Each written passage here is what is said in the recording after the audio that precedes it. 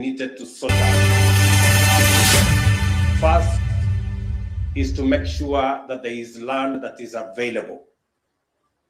Number two is to make sure that we have technology that can build houses faster and in a cost-effective manner. And number three, to make sure there is financing, both for construction and for mortgage, so that this plan can become a reality.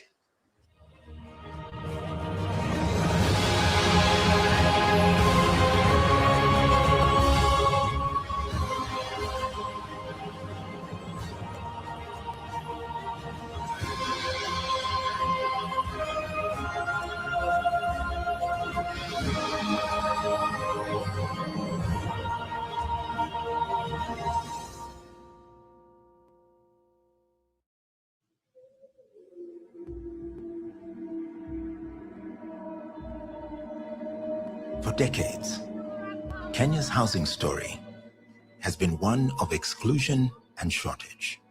From colonial restrictions to early post-independence estates, to the rapid growth of informal settlements, millions of families have been locked out of dignified housing.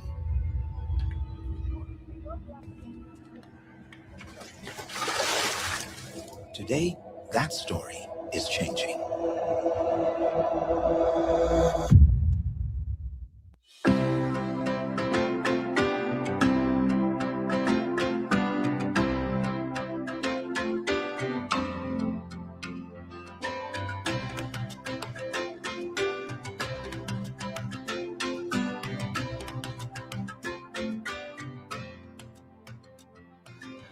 Mimi ni mkazi wa hapa Rdable House, and I came here tuliingia hapa last year November, and how I came to know about it ni through media, na nikakuja hapa kwa hizi ofisi za hapa za Sapphire, nikauliza, wakaniambia what to do, then nikalipa kwanza deposit, then the rest nikalipa pole pole, nikamaliza last year.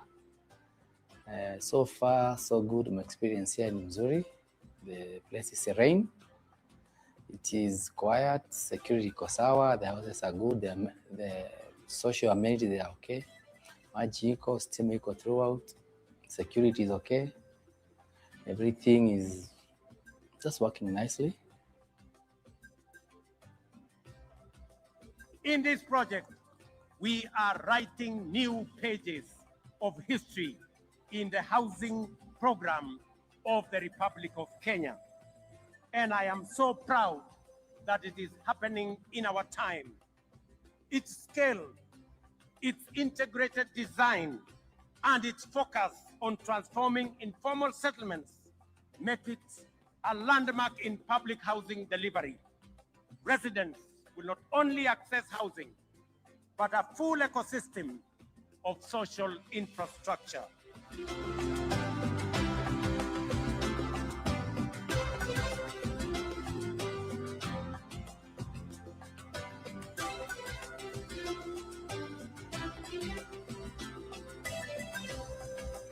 For these studio units, they just as the previous first phase of 1,080 units, whereby it's a 20 square meter studio unit. It has, of course, the living area, it has a kitchenette, it has your own washroom.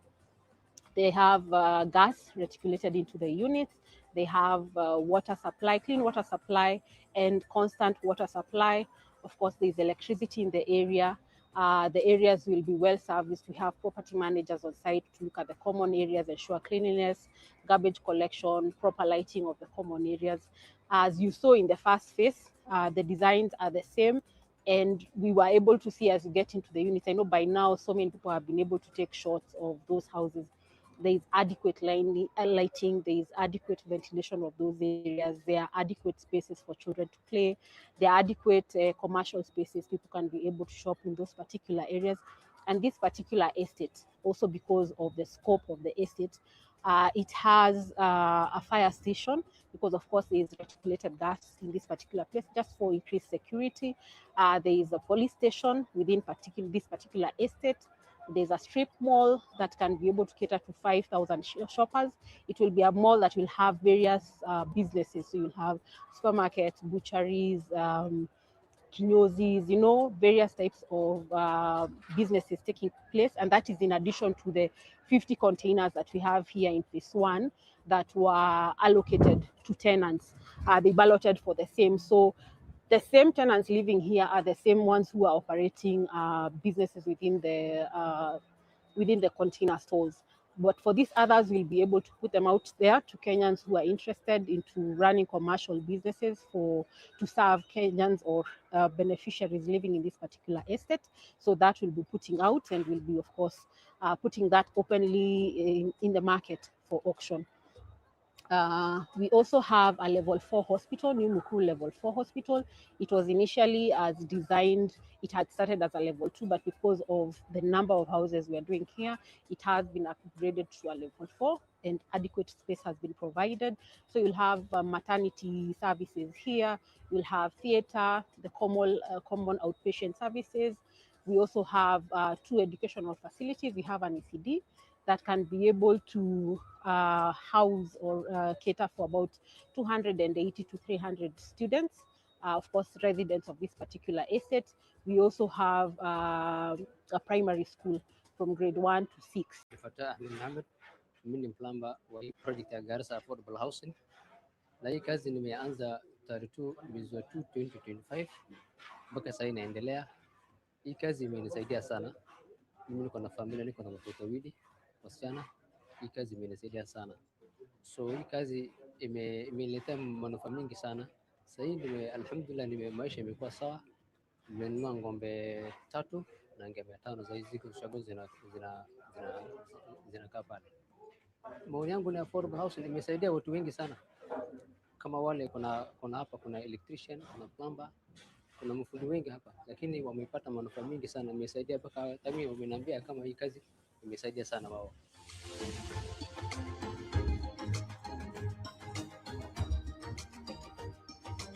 Kwa majina naitwa Paulo Loponi Lekalkalo. Mimi ni mkazi wa huku Maralal, Samburu West. Na before nikuja affordable nilikuwa nachunga mbuzi, lakini the moment affordable ilikuja Maralal, nikaweza kukuja nikajiunga na wao na nikaweza kufaidika. Kwa saizi mimi niliweza kuspecialize na chuma. Sasa mimi ni fundi wa chuma na nasimamia chuma affordable. Wakati huu mradi au kuko umekuja Maralal, mimi hakuna kitu nilikuwa nafanya. I thank God kwa sababu affordable imetusaidia sana. Aswa mimi wakati nimekuja affordable ndio inanilipia nyumba, affordable ndio inanisomeshia watoto. Nilikuwa sina mbuzi, lakini nikanunua mbuzi, nikafungua account. So affordable inanisaidia sana kwa maisha yangu.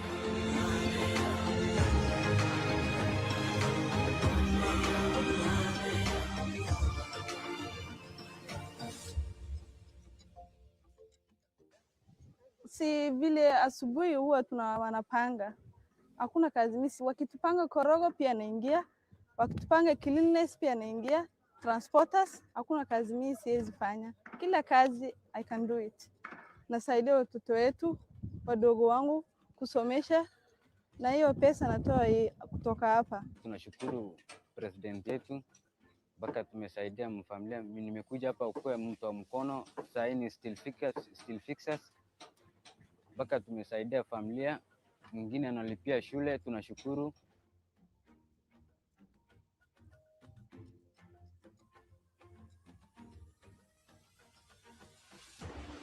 Nimefanya kazi mahali kwingi sana, lakini sasa hapa ndo nimeona mjengo mkubwa. Sijawahi fanya kazi kubwa kama hapa. Nimefanya kazi tofauti, nimefanya lighting, nimefanya socketing, na hata sasa ninaendelea na submain. Hii kazi tangia nianze nimeona manufaa sana juu nilikuwa hata sijui kushika pesa. Sasa at least ninaweza kupata mshahara na ninaweza kufanyia mambo yangu. So kwa hii kazi nimeshukuru sana juu ninaona nikipata mapato pia mimi mwenyewe, siku eti ninategemea mtu. Mimi mwenyewe pia sasa ninaweza kujisimamia kabisa.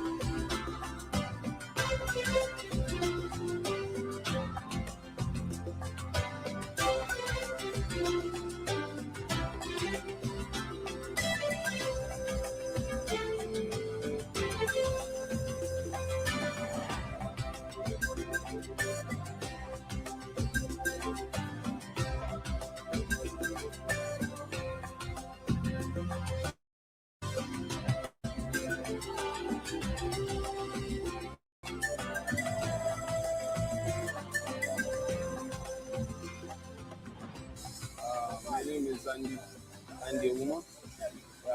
I'm 20 years old.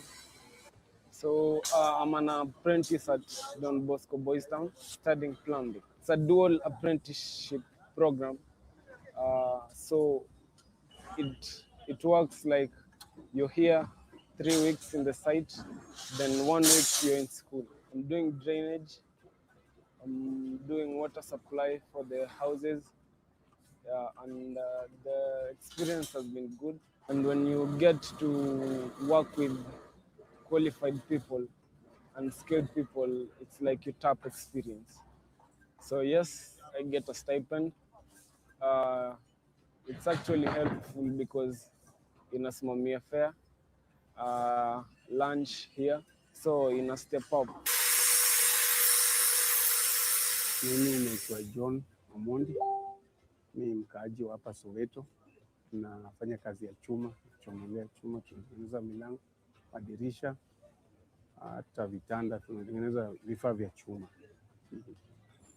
Ya hii kazi mwanzo tulianzisha kama group, kama youth group, tulianzisha kama youth group, tukaendelea na workshop, lakini wakati mradi huu ilikuja, ilibidi tutafutane mafundi wote, tukue kitu kimoja, tukajiandikisha ili kila mtu aweze kufaidika hapa. Manake wakati hii mradi ingine ilifanyika, tuliona tu kila kitu ikiwekwa, watu wakingojea manyumba, but this time tumehusishwa, tumepewa nafasi. Kazi ya huku kuna milango kuna ya mbele na nyuma, alafu kuna madirisha ziko za bedroom na za choo na za jikoni.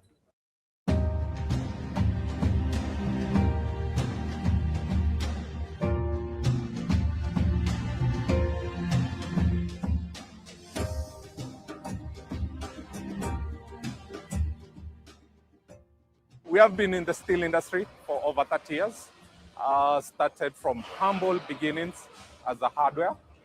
We have been able to grow through the process to becoming one of East Africa's trusted brand when it comes to steel.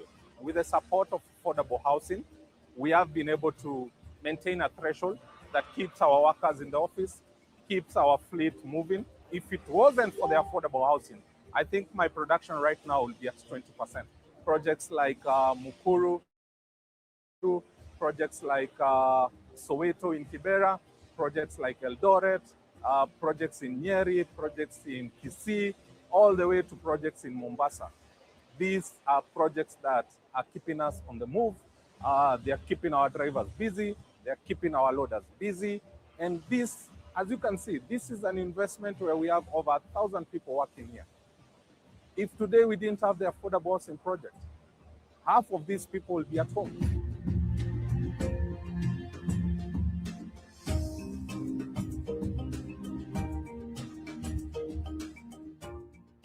Kwa majina naitwa Peter Yegon, director wa kampuni ambayo inaitwa Cottage Communication, ambayo tuna supply Talai project in Kericho County affordable housing. Tuna supply mchanga, kokoto, hardcore boulders na machine cut na foundation stones. Na tangu tu supply tumeona benefit kwetu sisi. Tumepata a consistent market for our products, na pia tumepata ku create employment kwa our employees, because we have employees drivers, na pia tuko na employees wa Kware. Sasa at least Kware wameanza kupata consistent demand for the stone, which is now benefiting them and also benefiting us. Tumejua mambo mingi kuhusu logistics kwa sababu hatujawahi pata order kubwa kama hii tangu tuanze hii mambo ya kusupply building materials. Sasa hii tulipewa order ya over 10,000 tons ya mchanga, na tuko na order ya per floor tuna supply 9x9 machine cut 21,000 na 6x9 machine cut 25,000.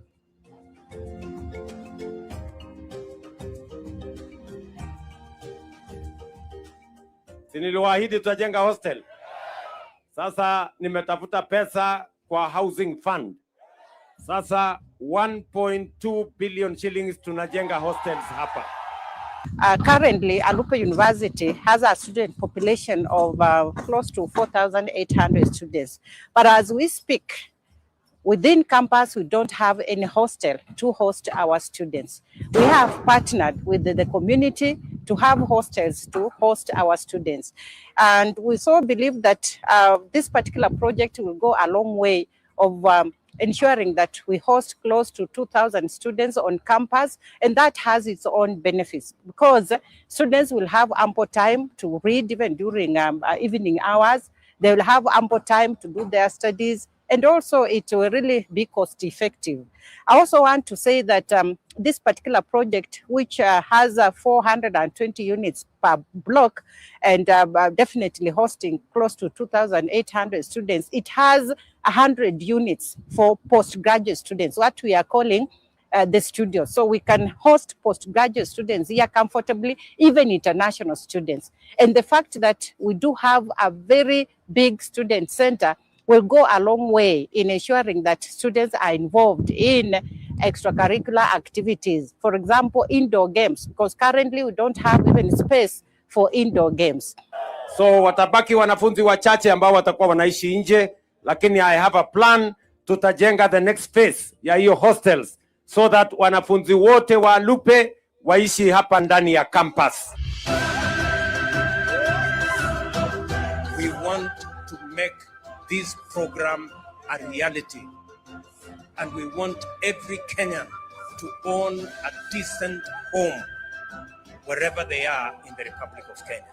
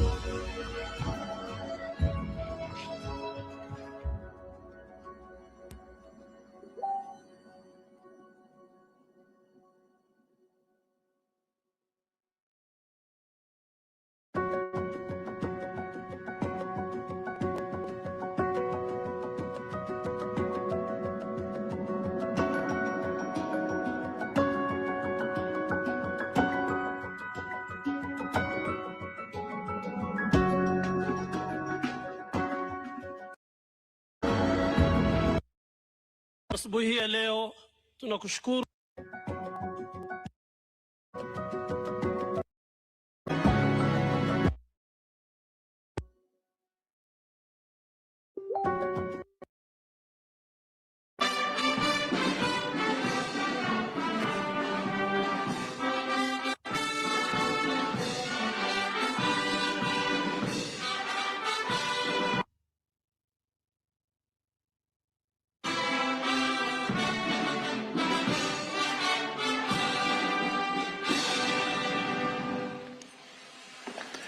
While we remain standing, Your Excellency, with your permission, allow me to invite Sheikh Aden Hassan and Kevin, who are going to lead us in our prayer this morning. Bismillahirrahmanirrahim. Ewe Mwenyezi Mungu, wewe tu ambaye kwamba tunakuabudu, na ni wewe tu ambaye kwamba tunakuomba msaada, na ni wewe tu ambaye kwamba tunakuomba msamaha, na ni wewe tu ambaye kwamba tunakutegemea na kukutarajia. Ewe Mwenyezi Mungu, asubuhi ya leo tunakushukuru kwa neema mbalimbali ambazo kwamba unaniimisha nchi yetu. Ewe Mwenyezi Mungu, tunamuombea our host ambaye ni rais wetu kwa hikma na kwa busara ambayo kwamba umemjalia. Tunakuomba Mwenyezi Mungu, rais wetu ana vision kubwa sana na nchi hii. Tunakuomba mpe afya njema, mpe hekima na busara, na mpe moyo ili aweze kutuongoza katika safari kama hii. Ewe Mwenyezi Mungu, tunamuombea vile vile naibu wa rais ambaye ni noma sana katika kusimama na rais wetu katika kumpatia advice na kumuongoza. Ewe Mwenyezi Mungu, vile vile tunamuombea waziri wa wizara hii Alice Wahome na PS wake wa nguvu Charles Hinga wanapokuwa katika harakati ya kumsaidia rais katika kuifanya Kenya iwe construction site kwa miaka zaidi ya 20 inazokuja. Vile vile Mwenyezi Mungu, kwa vision kubwa, kwa plan kubwa, kwa manifesto ambayo kwamba rais wetu anayo katika nchi hii, tunawaombea maadvisors wake ambao kwamba zile advice ambazo kwamba wanazitoa ndio imetufanya tuwe na kikao kama hiki na interns kama hawa. Vile vile Mwenyezi Mungu, tunaombea wale wote ambao kwamba wanasimama na rais wetu katika harakati hizi zote. Tunakuomba amani, utulivu, ili vision kama hii iweze kutimia. Tunaombea maintenance wote, construction sites zote, tunaombea macontractor wote, consultants wote, na wale wote ambao kwamba wako katika harakati kama hii. Wa sallallahu wa sallim ala nabina Muhammadin wa ala alihi wa sahbihi ajma'in.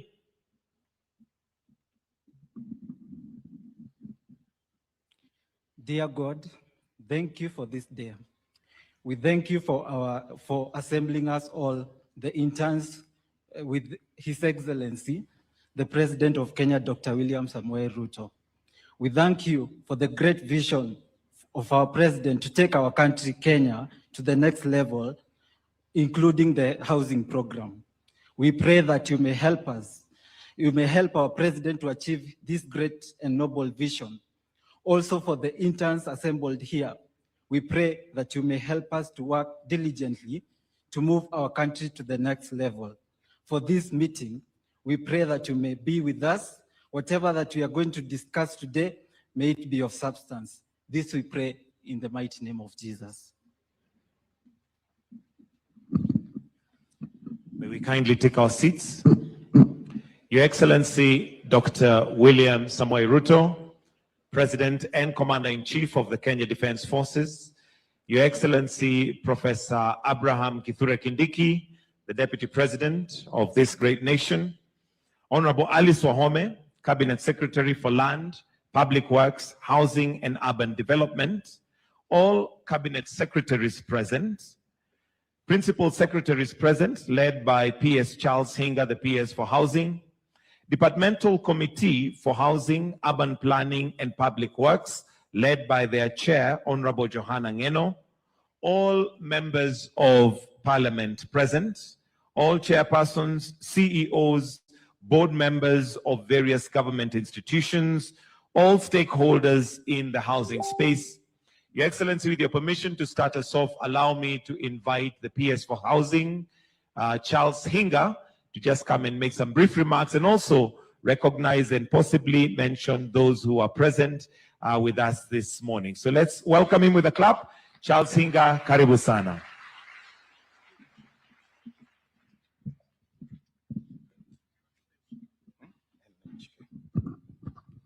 Your Excellency, the President, I don't know how many people will understand how happy this day is for you. Because when a plan comes together, there is nothing that is more satisfying than seeing over 5,000 young people who have gone to school, they've worked hard, and had no hope and chance of getting opportunities because our economy has not been creating enough jobs. But today, it is a great day. And to start us off, Your Excellency, I'd like to recognize the various disciplines of interns that we have onboarded today. Please stand up if you're in that discipline. Your Excellency, you can look at out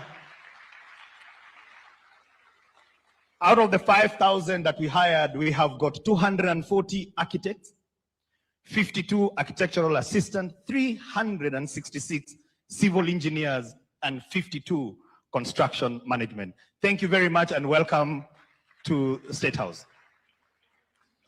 The next lot is electrical engineering, mechanical engineering, quantity surveying assistant. Kindly stand up. Your Excellency, we have 359 electrical engineers, 214 mechanical engineers, 257 quantity surveyors, 63 quantity surveying assistants. Thank you very much and welcome. The next lot, I have structural assistants. Where are the structural assistants? Kindly stand up, and that 346 structural engineering assistant. Where are they seated? Okay. Then, Your Excellency, we have other disciplines that are supporting the program. We have got environmental practitioners, geoinformation, health and safety, interior design, land surveying.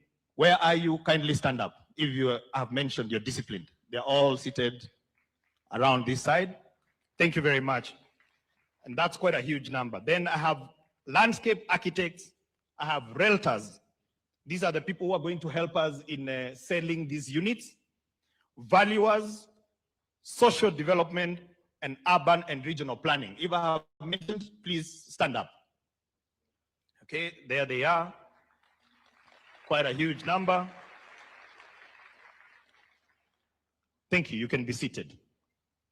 Then, Your Excellency, we have got young people who are going to help us in communication, because this program is touching many lives, but often we find ourselves unable to communicate effectively. So we have onboarded communication and branding, digital marketing, data and entry clerks, and financial analysts. Where are you? Kindly stand up. There you can see them, Your Excellency. These are the people who are going to help us in spreading the word about this program. And then I have building inspectors. And as I say that, Your Excellency, one of the things that you have told us is that there are no shortcuts in this program. And I hope the interns who are here, you understand that these structures are going to house people, and we cannot afford any accidents. So please, no accidents in this program. So we have building inspectors, inspector civil engineering, inspector electrical. Kindly stand up. You see them there at the back. Thank you very much. Then, Your Excellency, we have got supporting services. We have supply chain. You can imagine, Your Excellency, this program alone, under one state department, I have got 1,378 contracts that we are running. So we need support services. So we have supply chain, we have legal, we have data science, information technology. Kindly stand up if you're in that category. Thank you so much and welcome. Then we have got a new utility, and that utility, Your Excellency, is gas. You all know that this affordable housing program, we are reticulating gas to the unit. So we have got gas inspectors, and then we have inspectors for plumbing and drainage. We have economists, we have actuarial, we have HR, we have gender and development studies, and we have got property managers. Kindly stand up if you're in that category. Thank you very much. They're all seated here, Your Excellency. You can see them. Thank you very much. Now, Your Excellency, allow me to recognize that these interns are going to work in live projects. And those projects have been awarded to contractors. And I was looking at my list, Your Excellency. We have got over 800 contractors that we have onboarded through this program. And Your Excellency, what is so satisfying is that out of those over 800 contractors, we only have one foreign contractor. So the rest are all local.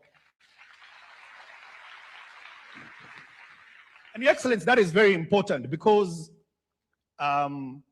even those foreign contractors that are coming here, they became big because there was an opportunity that was created, there was a midwifing process that went on, and today they've become international contractors. We believe through this program, our local contractors will graduate to becoming international contractors. So allow me to ask all our contractors, wherever you are, kindly stand up. All the contractors, they are seated all over the place. Your Excellency, they're representing over the 800 contractors in this space. Then, Your Excellency, we onboarded a very special group that you actually helped to negotiate even the fees. These are our consultants. Now, these interns, Your Excellency, are not going to be employed in our offices. They are being employed by our consultants with our support. And these consultants, Your Excellency, are classified in what is called a consortia. And one consortia has 7 different firms. And we have got 35 consortia.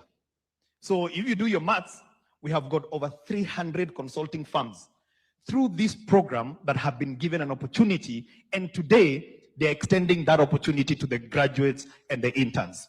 So allow me to ask these consultants who've really worked hard to kindly stand up.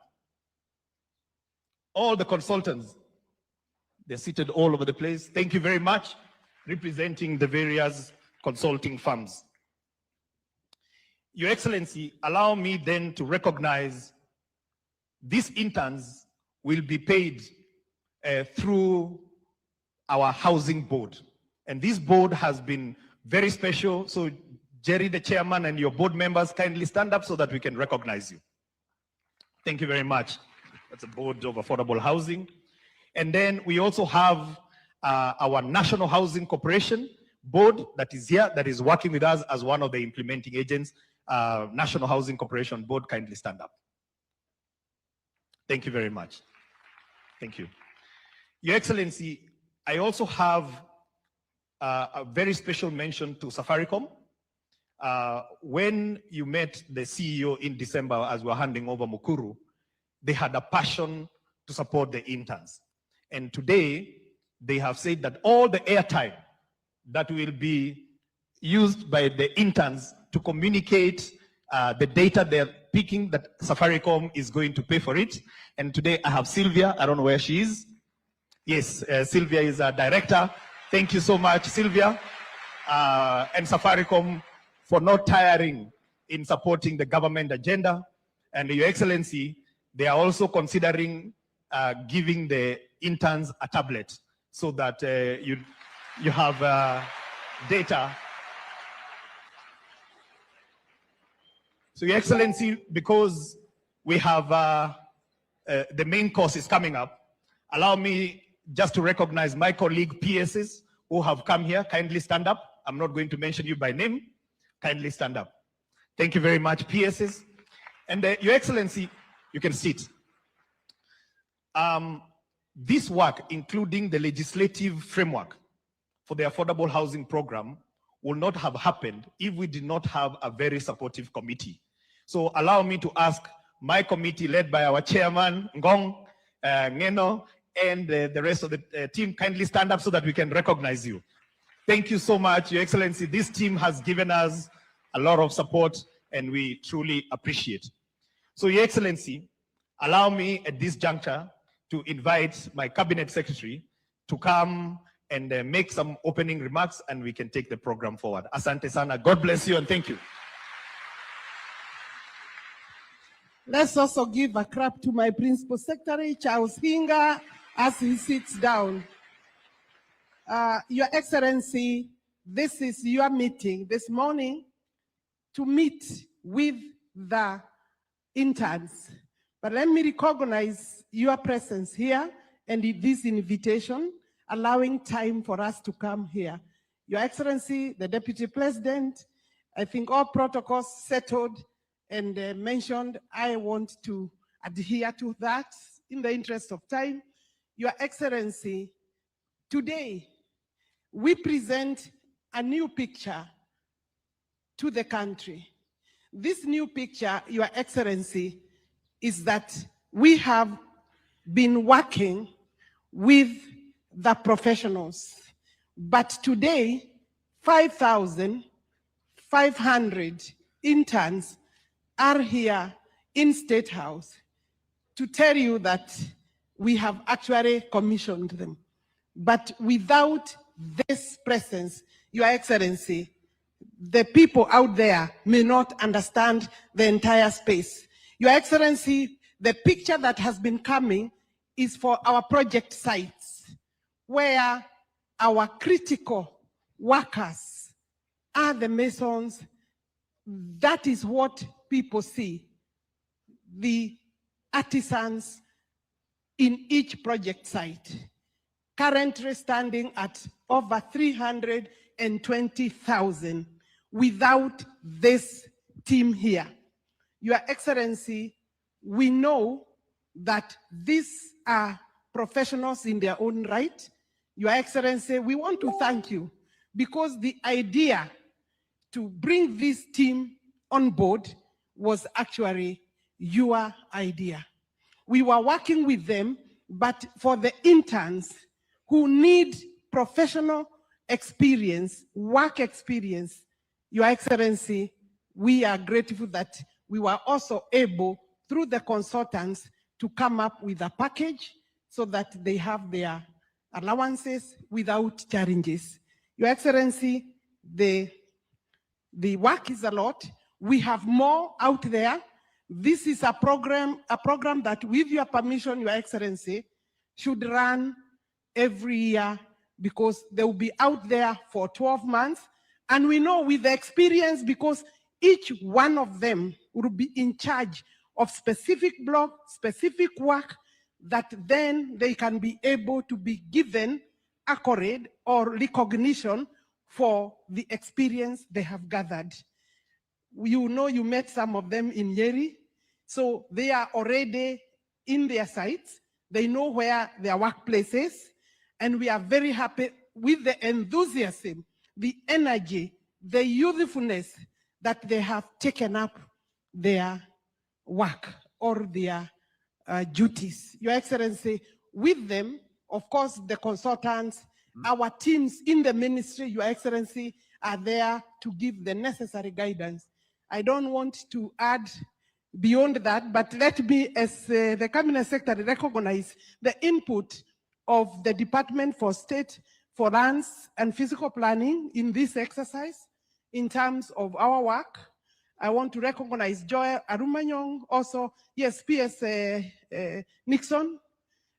Joy Arumanyong is here. And of course, with Hinga, they are working very well to ensure their contribution in terms of seamless implementation is available. I want to recognize the Cabinet Secretary, my colleague, Soipan, who has come to support me. Cabinet Secretary Defense. I see the SG. Your Excellency, all our contracts end up at the AG's office, and the SG is here, I think, on behalf of that office. Let me not go beyond that. Your Excellency, my role was actually to allow me, Your Excellency, and you'll forgive me for saying this. Before, we were talking about construction. The blocks were on the ground floors. Now, majority of our projects, over 250 sites, the blocks are up. Those people who did not believe that the affordable housing program is on course, is being implemented, they have criticized. Now we don't want to ask them to see. We want to, because they couldn't see. Now they can see. If they don't believe, they can now go and touch. The blocks are up. We are relentless, Your Excellency. We will close our ears. We will open our eyes. We shall remain focused to assist you in ensuring that this program is one of the most successful programs that your government will be able to deliver to the people of Kenya. Your Excellency, let me now invite His Excellency Professor Kithure Kindiki and allow me to say, si huyu mungwana ni fire si fire. Ni fire si fire. No si noma, Your Excellency.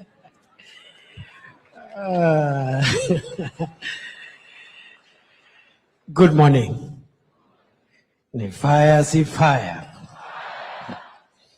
Mheshimiwa Rais, allow me just to mention the members of parliament who are here, who are members of the Departmental Committee on Housing, because they have been very supportive of this program. The Honorable Johanna Ngeno is the chairperson of that committee and is also the member of parliament for Emurua Dikir in Narok County. The Honorable Joseph Cherorot, member of the committee and member of parliament for Kipkelion East. The Honorable Esther Pasaris, member of the committee, and she is the woman rep for Nairobi County. The Honorable Jane Kagiri, MP, member of the committee and woman rep for Laikipia County. The Honorable Kakai Bisau, member of the committee, MP, and the member of parliament for Kiminini in Trans Nzoia. The Honorable Iribae Said, member of the committee, MP, member of parliament for Galole in Tana River. The Honorable Caleb Mule, MP, member of the committee, MP for Machakos Town. The Honorable Daniel Manduku, MP, member of the committee, and I think is the member of parliament for Nyaribari Masaba. Your Excellency, allow me to say two things before I invite you. When you assumed office as President of Kenya in 2022, you made it clear that for our country to achieve economic transformation, we needed first to stabilize the macroeconomic fundamentals of our country, which is the foundation upon which economic activity is built. If you have a country with a weak currency or a volatile currency, with high interest rates, with high inflation rates, without enough foreign exchange reserves, it doesn't matter what you do in what sector, the economy will not do well because of what we call the macroeconomic environment. And for the first 2 years of your administration, Mr. President, you worked very hard and we are now having a fairly stable macroeconomic environment in our country. The interest rates are coming down, inflation has come down, the currency has been stable for some time, and we have the highest ever foreign exchange reserves in the history of our country. Your Excellency, the third and fourth year, and this is where we are now, you've been leading us now to move into building on the macroeconomic stability to create microeconomic progress, job creation, and expanding the economy to provide enough jobs and income opportunities for individuals, and also increasing household incomes. And Your Excellency, we are right on course under your leadership.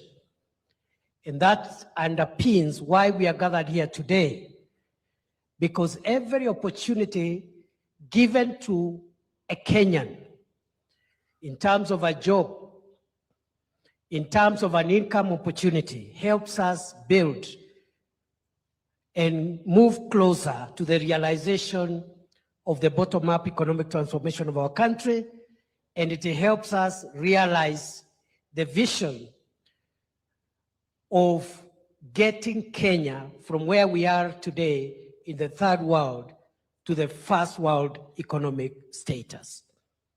Therefore, Your Excellency, these interns, 5,500 of them, are part of the many other initiatives the administration that you lead is creating for young people and for Kenyans in terms of jobs and income opportunities. And today, I am a very proud member of the government that you lead, even as we celebrate this milestone. The last thing I want to say, Your Excellency the President, is this housing program, being one of the flagship programs of this administration, as the minister has said, is now picking off, and the consequences and the effects and the impact of this program are beginning to get seen and get felt. And therefore, the public housing program, this housing program, is going to be the driver of the housing sector, even as private sector supplements the housing needs of the people of Kenya. Your Excellency, so far so good. We must continue farming up on the professional standards and quality control systems that are in place to make sure that the houses that are being built are safe in the long term for the people of Kenya.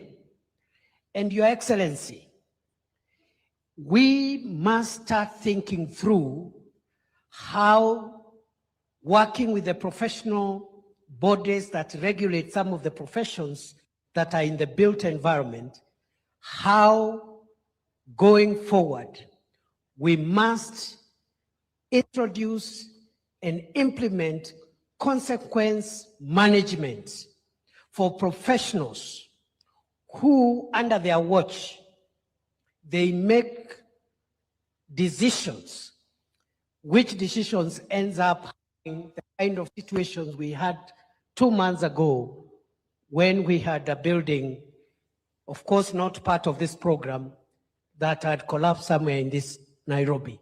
There must be consequences for all professionals, as well as all the agencies involved, whether they are agencies of county government or national government.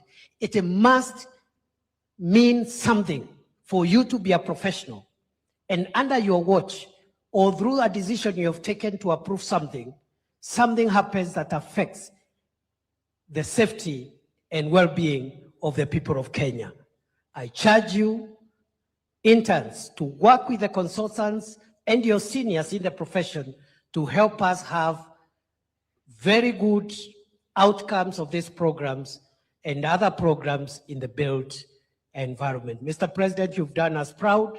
You continue shaping and improving the vision of a better Kenya, a more prosperous Kenya, a more inclusive Kenya.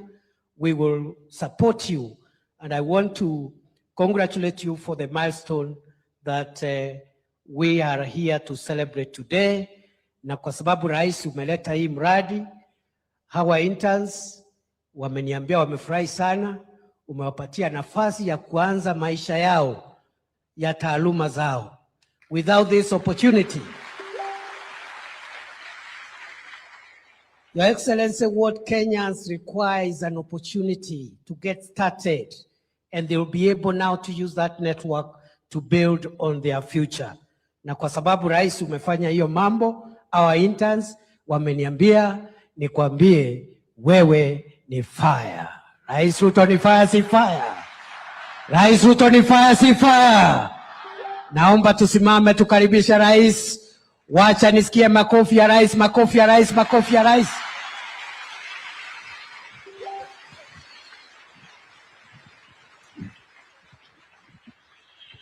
Good morning, everybody. Hamjambo. Bas, you can take your seats.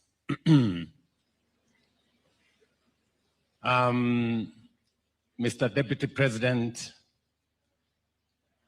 all the other leaders present here, members of consulting firms, our construction companies,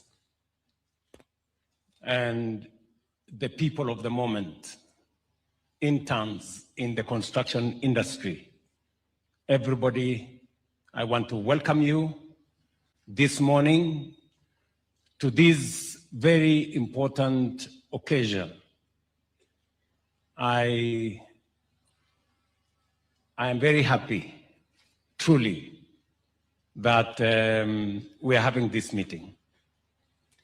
When I see the men and women here, professionals from the construction industry, professionals who are planners, surveyors, quantity surveyors, engineers, whether they are electrical engineers, they are mechanical engineers, structural engineers, people who work in the ICT space, and the host of professionals that are represented here today. I am very proud that indeed the housing program is maturing, and we have professionals, we have workers, we have companies, we have consulting firms in the equation. And let me begin first by saying that this moment is a very consequential moment, so to speak. Very consequential because our country, Kenya, I remember when we went out for the campaigns, one of the single most asked matter by citizens was the millions of young people who get out of school, get out of college, get out of universities, and there isn't a concrete plan on how and where they are going to work. And it was one of the issues that has always been discussed in this country. And therefore, we set out to have a conversation. And we set out to have a plan. And we put our ideas together. And we rolled it into a manifesto. And today, this is one of the meetings that confirms that the manifesto was not a piece of paper, that the manifesto was not a newspaper, that it was about a plan, about real issues affecting real people.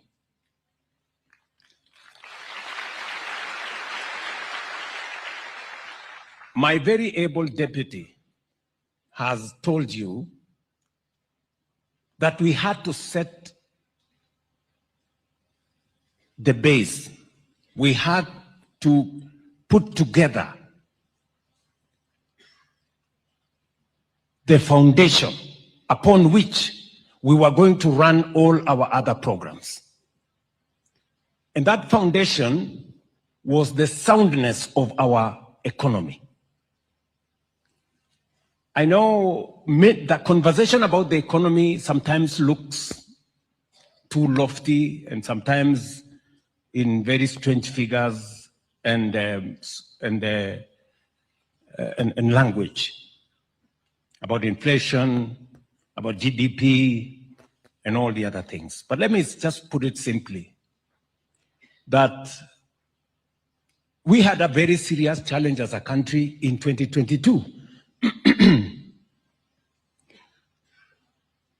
Of the 5 countries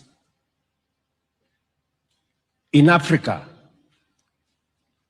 that everybody believed globally that they were going to default on their foreign financial obligations, Kenya was among them, because we had the largest Eurobond debt of $2 billion. And so everybody expected that Kenya was going to default.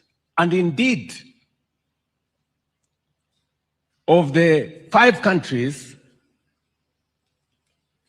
that everybody expected to default, 4 defaulted. Kenya did not. Yes. And I say so proudly because it is us, the people of Kenya.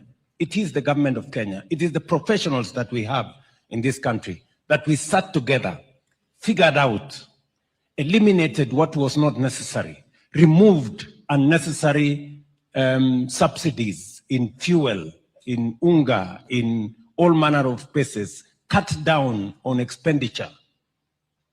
I remember we had to reduce the budget. We went to parliament. We reduced the budget by 300 billion Kenya shillings. And it was tough, you know? But those decisions we made, difficult as they may have been, necessary because they were, made our country escape the shame of defaulting on our foreign obligations. We have since built a firmer foundation. We have made the necessary decisions. Today, I can confidently stand before this gathering and before the people of Kenya that our economy is way different from what it was in 2022. Inflation has come down from 9.6% to 4.5%. Our dollar exchange rate that had gone all the way to 165, today it is 129 and coming down. Just watch this space in the coming months. Our foreign exchange reserves that had come down to almost 2.5 months of import cover, about $7 billion.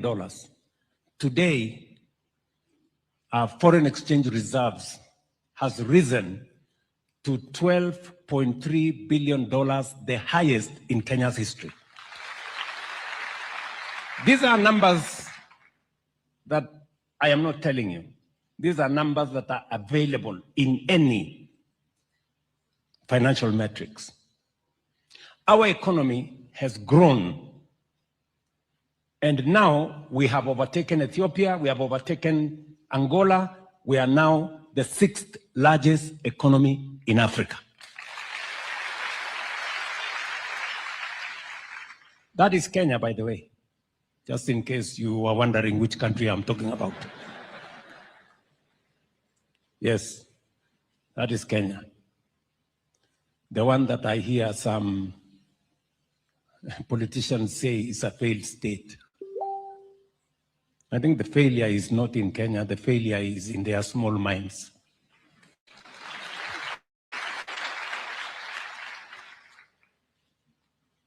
And upon that foundation, we have built the rest of the plan. We have built the rest of the plan. And because I am talking to interns, I am talking to people who've just gotten out of college, out of university. We all know that any country that has made any meaningful development, they have done so by building their human capital. Education is significant. And that is why today, as I talk to these interns, we are giving them an opportunity for you to go and experience in live infrastructure projects, not in simulated environments, in life what you have learned, and to sharpen the skills that you have learned, and to actualize some of the things that you learned in classroom. We have also equally rolled out a whole plan on how to make our education relevant to the requirements of today and the future. We have increased the budget by significant amount from $500 billion in 2022. This year, these members of parliament will tell you, we have a budget of $702 billion for our education sector. Why are we doing that? Because education is important. I see some people try to talk about education.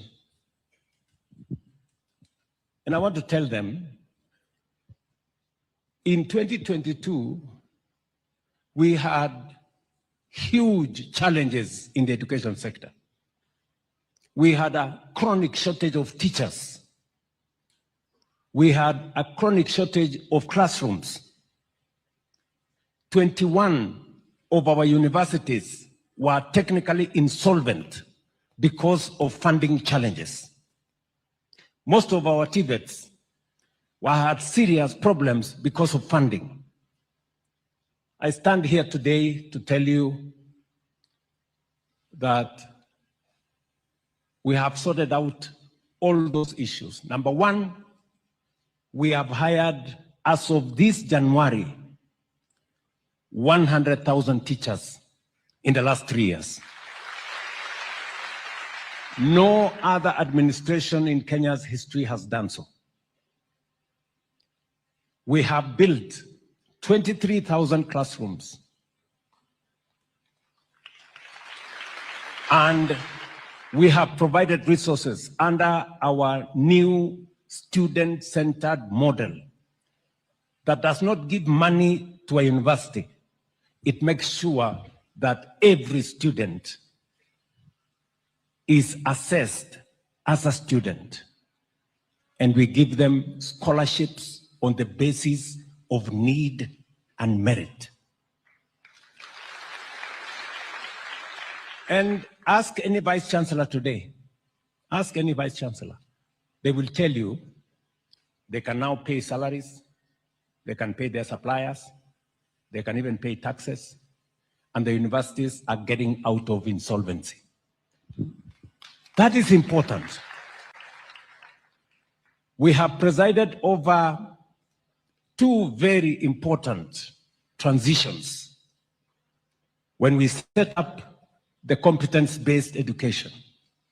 which I believe in 100%, because we must reform our education so that it is in tandem with the requirements of the future.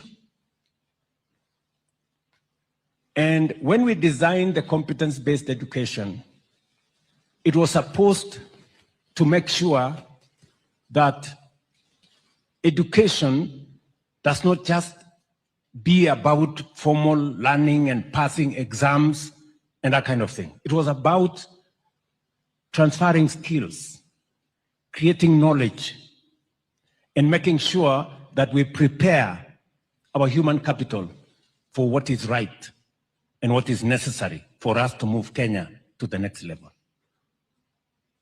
Today, exams have ceased being a life and death sentence. You accumulate part of your final result over time. Exams today only account for 60%. 40%, everything else accounts for it. There was a time exams were managed by the police because it was life and death. We have removed the police from managing exams. Exams is part of learning. It must not be a life and death issue. So, and I'm saying we have presided over 2 transitions from primary school to junior school. And this month, from junior school to secondary school. And I did say yesterday that no child should be denied an opportunity to be in class. Why? Because we have provided the resources for them to be taught. For the first time in our schools, capitation that normally gets to schools a month or 2 after schools open, we made sure that capitation was available in school before our students reported in class. And we provided the highest amount, 44 billion. And therefore, if we have provided money for teaching, and we pay the teachers, and we have the classrooms, there is absolutely no reason why anybody would keep our children out of school. And we have said we are going to look into this uniform issue, because uniforms are beginning to be another source of corruption. Some schools charge as high as 38,000 for uniforms, you know? And therefore, I have directed that there is no child who will be kept out of class because of uniform. Even if they have the uniform for the junior school, they can transition to secondary school with that uniform as they wait for the parents to organize themselves. So we are going to work with all the stakeholders, the other stakeholders, to agree so that we don't erect additional impediments to access to education. And that brings me to this meeting. Why are we here? We are here because the people of Kenya told us that among the most serious challenges we have as a nation, in every home, there is a child who has finished Form 4 or college or university, and yet they don't have a job. And because we spend 700 billion shillings every year on education, we must equally think on what happens when the pipeline through education gets out. What do they do? And that is why we designed a concrete, practical, intentional, deliberate program on how to create jobs in Kenya.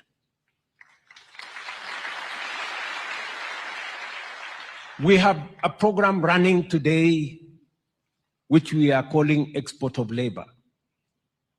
And when I talk about export of labor, I am not talking about brain drain. I am talking about Kenyans who go to work abroad for 2-3 years, gain a different experience, and bring it back home and use it to develop our own country. We have 530,000 young people who have gone from Kenya to different parts of the world. Today, they are monetizing their knowledge, their skills, their expertise, their talents, and our remittances in Kenya has gone up by $1 billion, $1 billion. It was 3.8 billion in 2022. Today, it is $5.2 billion every year.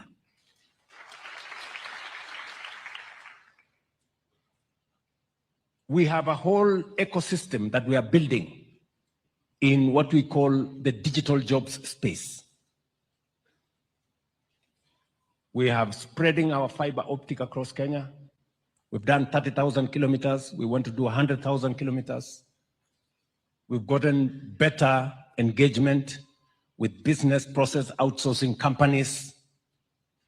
Teleperformance, for example, the largest BPO in the world, has set up office in Kenya. CCI and other companies in the BPO space are engaging Kenyans, working in foreign companies, but working from Kenya. We have ICT hubs that we are building around the country. We have Jitume centers that are rolled out around the country. In every TVET, we have made sure that there is an ICT hub. And today we have 300,000 Kenyans working in the digital space, earning money in dollars and working from home in foreign companies. Deliberate, intentional. And then we have public infrastructure.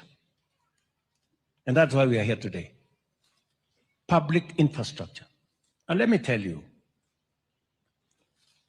creating opportunities for employment using public infrastructure is not a new invention. You know, it is what is tested and tried globally. America, for example, in the 50s, for those of you who follow history, in the 1950s, the interstate highways that were built to get America out of recession created millions of jobs. It was intentional. If you go to Europe, if you go to Germany, for example, to get Germany out of recession, the Autobahn industry was created to deal with roads, bridges, highways, and created millions of jobs. Recently, in Philippines, what they called build, build, build. Again, just recently, 2016 to 2022, Philippines created 6.5 million jobs using investment in public infrastructure. So what we are doing in Kenya is not an invention. It is what is tested, what is tried, and what works. When we rolled out this housing program, it wasn't a new thing. National Housing Corporation was registered in 1960, 60, 19, 1953, I'm told, by the chair there. Almost earlier than South Korea and Singapore registered theirs. Right? But we have been, battling with what we do with it. How do we do it? It was there. We went to slum upgrading. It was there in the manifesto of every political party. For the last 30 years, housing has been a permanent feature in every political party's manifesto. In fact, in the last election, housing was in the manifesto of Kenya Kwanza and was in the manifesto of Azimio. Right? But when it came to implementation, my friends, politics took the center stage. Oh, Zakayo, Sijui. That's how I became Zakayo, right? Never mind. At least today, we have close to 6,000 people here, professionals, engineers, planners, surveying engineers, electrical engineers, structural engineers, civil engineers, and a host of many other trades, painters, carpenters, masons, electricians, name them. We have a whole ecosystem of people, professionals who work now in our construction industry, building houses, building markets, building hostels, and the face and skyline of Kenya is changing. Yes, it is changing. Yes, it is changing.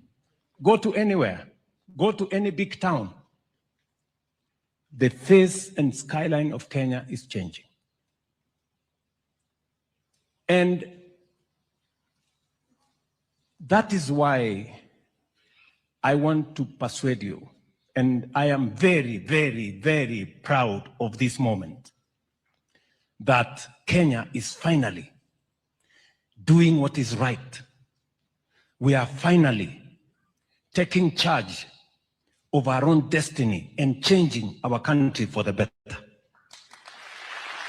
Yes. You guys will be working in real,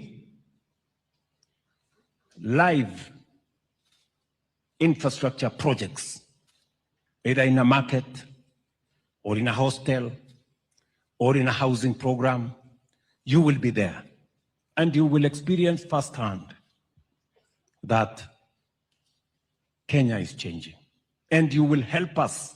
Your knowledge, your skills, your expertise is going to contribute to making sure that those projects are world-class standards.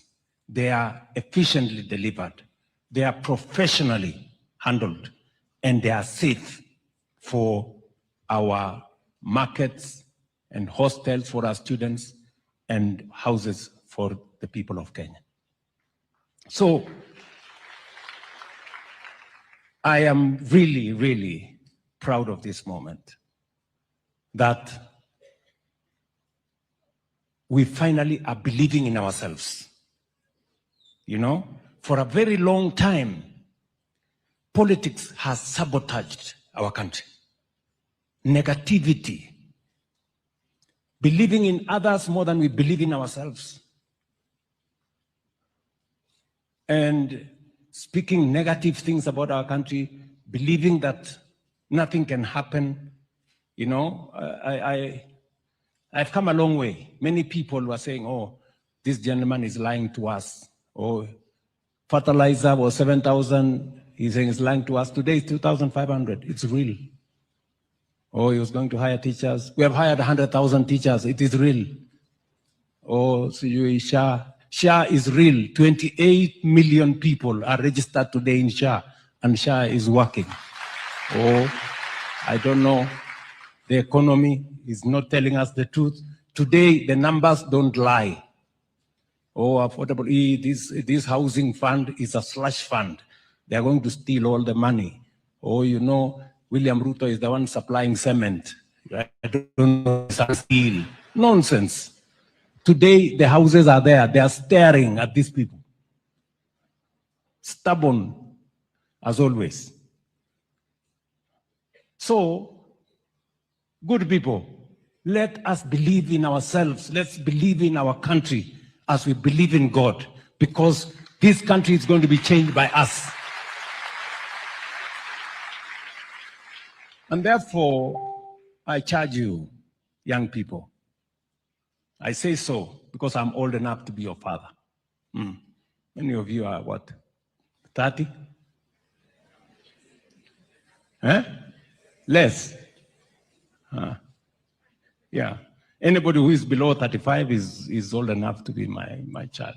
So, I want to charge you. The housing program today, we have signed contracts for 600 billion. How much? And this is our money. We didn't borrow it from the IMF. We didn't go to the World Bank. We didn't go nowhere. This is our money.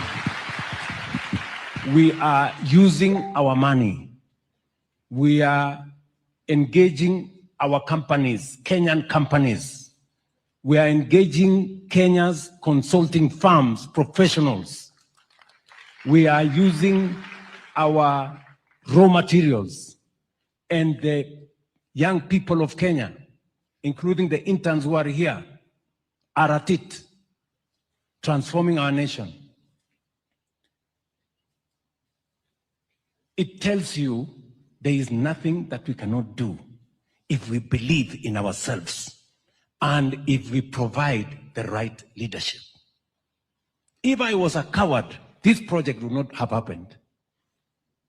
Vile wananipigia makelele hapo, oh, Zakayo, maandamano, nini. This project would not be there. We would not be having this conversation with these many young people. So, let me ask you,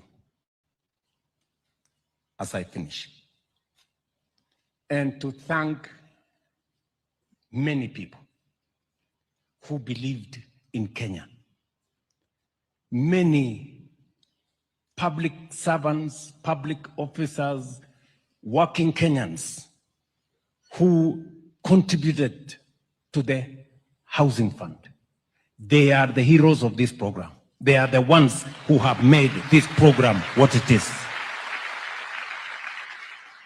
And I want to encourage them that every cent that they have contributed to the housing fund, I take full responsibility that it must be put to good use, and it must develop the houses, the markets, the hostels, money that was meant for it.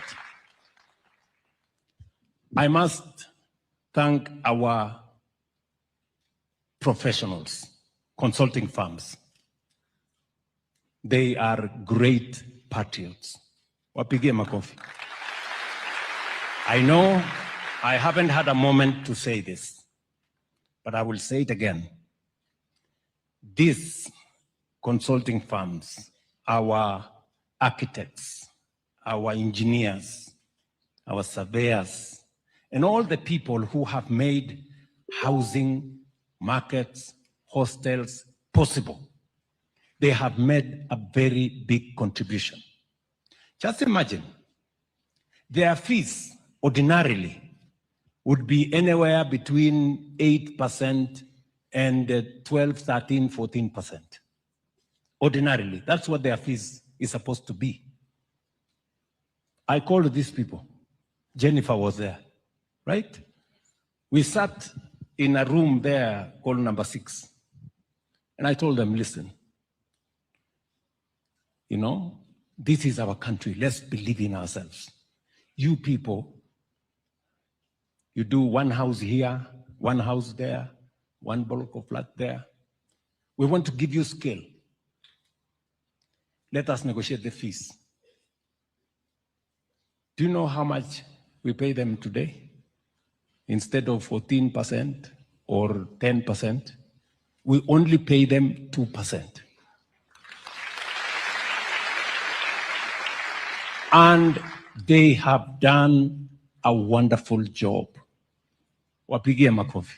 They've done a wonderful job. When I write my book, finally, about this housing, these consulting firms will have 2 chapters. They have made a huge contribution. I recognize that. I really do. I recognize that. That you believed in this country and you said, we also want to make a contribution as professionals. And today, as I roll out this program of interns, we are going to pay a small stipend to these interns. Yeah. And I want to say, as we pay a small stipend to these interns to be to help, for them to learn and help us supervise the sites, they will be working under the consulting firms. They will be literally part of your labor force. So we have consulted. I did ask the ministry to give me some numbers. And we have agreed that for the sacrifice you have shown as consulting firms, we are going to increase what we are paying you from 2% to 3%.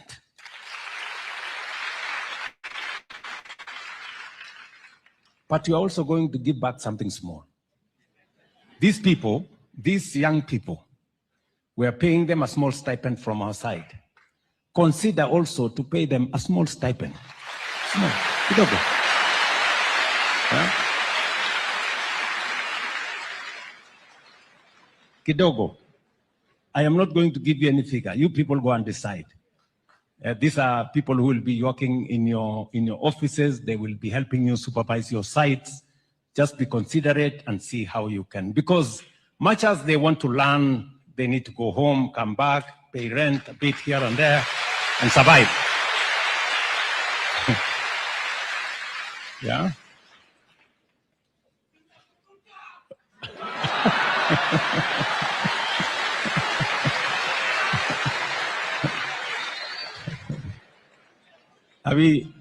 Are we together? So let me say this, you know, I really must thank these people. Let me also, thank our contractors. You know, when we say that we believe in ourselves, I did ask the ministry when we rolled out this program. It would have been easy for us to bring in the Chinese and tell them, okay, you know, that you have the muscle, you can build for us faster, blah, blah, blah. But we said, this program must also provide an opportunity for us to grow Kenyan construction companies. This is also their moment. As we believe in ourselves, we must also believe in them. And I must congratulate Kenyan construction companies. 95% of those companies have been exceptional. They've done their job well. In fact, I have been wondering why ordinarily you'd go to a place and they will tell you, people will tell you, no, we don't want this company, bring us the Chinese, they are efficient, they are faster. But today, you have heard here, out of 800 companies, construction companies, only one is foreign. The rest are Kenya. So we are also building corporations of tomorrow. These construction companies we are building here today, tomorrow they are going to work in the region and they are going to work globally. And so are the consulting firms. The consulting firms will have behind them a track record of what they have done. And when they apply for the next contract, they can list a retinue of products or projects they have supervised. And I am confident that they will access regional projects global projects as we develop all our other sectors.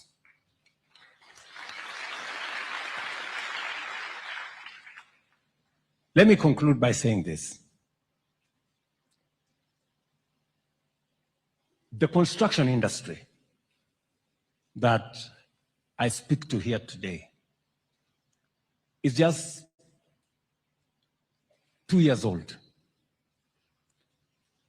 We have 240,000 housing projects, some towards completion, some halfway, some in different categories. We have 400 modern markets being built across Kenya. We have hostels for 182,000 students in universities, TVETs, Kenya Medical Training Centers, and in other colleges under construction.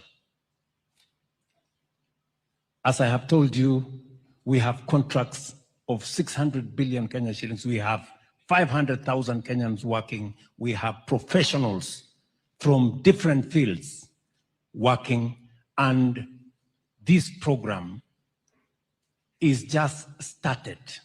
It's just started. We are going to be here in this construction space for the next 25 to 30 years. So prepare yourselves. Yeah? Mujipange. And for you guys, this is a launch pad. It is not a stopgap. This is internship. Do you understand what I'm saying? It depends on what you do with this moment. It depends on what you do with this moment. This moment, the opportunity you have to be an intern will make you either the next professional, to work in the next consulting firm, to start your own. The future is yours to decide what you do with this moment. All right? I was told the dream is free, the hustle is not. Mwende mujipa. Lazima ujitume. Yeah? Sindio? So, you guys, you have a moment of history in your hands. All of us as a country, we have a moment of history in our hands. And we are not just talking about this construction space around housing markets. You've heard me. I have said recently in the State of the Nation address towards the end of last year that we are now scaling up.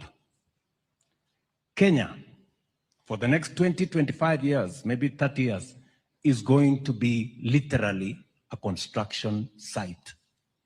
The whole country. Right from State House here, you can see it is a construction site. Yes, and to every part of Kenya. We are rolling out, beginning this year, already we have 6,000 kilometers of road going on now, which we are finalizing. We are designing another 2,500 kilometers of highways. Rironi, Mau Summit is just the beginning. I have said we are rolling out Makutano, Embu, Meru, all the way to Maua. We are rolling out Nakuru, through Nyahururu to Laikipia as a dual carriageway. We are taking from Mau Summit all the way through Kericho to Kisumu to Malaba, and from there to Nakuru to Eldoret to Malaba. We are doing, you have a list of where we are going. And we are doing another 28,000 kilometers of tarmac. Listen, it looks a bit crazy. We have built 20,000 kilometers of tarmac for 60 years. In the next 7 years, we want to build 28,000 kilometers. So, and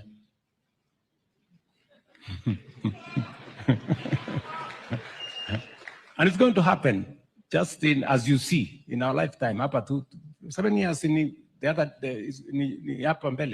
we're going to do it. We must do another, and I'm talking about construction to get our country moving. We're going to do, as I have said, 50 new mega dams, 200 medium-sized dams, and thousands of small dams across the country. We're going to do another 10,000 megawatts of energy.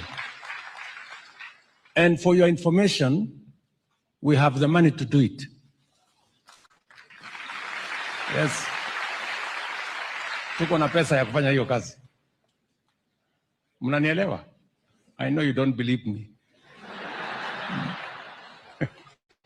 Money to do it. Pesa is not the problem. The people, these professionals is not the problem. Look at these companies. Many people, if you told them we are going to build all these houses, wangekuuliza iko wapi kampuni ya kufanya hii kazi. Today, we have 800 companies, Kenyan companies, doing this job. Hakuna mtu tumeenda kutoka Ulaya kuja afanye. They have signed 600 billion shillings of projects, and they are doing them. Hiyo high-rise yote mnaona dunia hii yote. If you go to Kisumu, go to Migori, go to Kakamega, go to Bungoma, come to Eldoret, come to Nakuru, Thika, wherever. All those houses are built by Kenyan companies. We have what it takes to transform our country. And we have started the process of raising the money to do it. I said 5 trillion. Yes, we have the means to raise 5 trillion. Na itachelewa, by next year, we will have raised all the 5 trillion. Na Kenya itasonga mbele. Sawa. This is not about politics. This is not about the next election.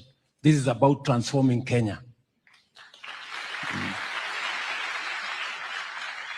Sawa.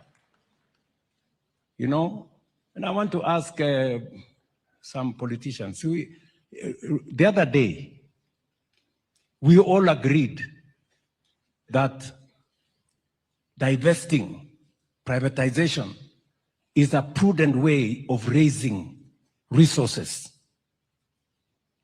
When we went to the market, today we are in the market on the Kenya Pipeline IPO. Is going to democratize the ownership of a public asset like Kenya Pipeline. Today, you as an intern, you can buy shares in Kenya Pipeline. And I want to ask you, I want to ask every Kenyan, with only 900 shillings, you can buy 100 shares of Kenya Pipeline. And you can continue and buy more and buy more and buy more. Let us all own a piece of the good that we have built together. But you will hear some people saying, why are you doing this? This is wrong. The same people who told us, who agreed with us, let's do it. We're saying we're divesting a portion of Safaricom to raise money. They tell us, oh, who negotiated? Where is the committee that negotiated for the price of the shares? Really? Any public listed company, the tested, proven, transparent valuation is done by the capital markets. It's done at the exchange. It's not done in boardrooms or by committees. So I want to tell those people who are giving us lectures about what we are doing with the IPO on Kenya Pipeline or Safaricom, they should spare us their political conmanship and intellectual deceit. We don't need it. We want to move the country forward. In the next 1 month, we are going to raise 110 billion shillings with the Kenya Pipeline IPO. We're going to raise another 240 billion, maybe, or thereabout, with the divestiture from Safaricom. That is 350 billion Kenya shillings. With 350 billion, we are going to leverage, and we will have between 3.5 and 4 trillion shillings to be able to run all our projects. Akili.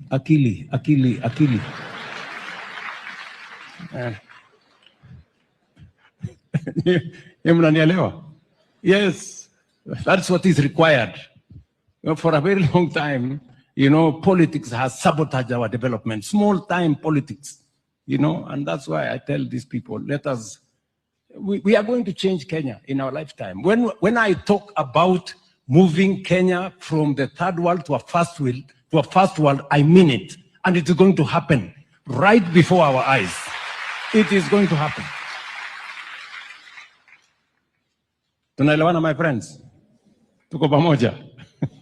So believe in yourselves and let us believe in our country as we believe in God. Nothing is impossible. We are going to change this country. Kenya is moving from third world to first world by all means possible in our lifetime.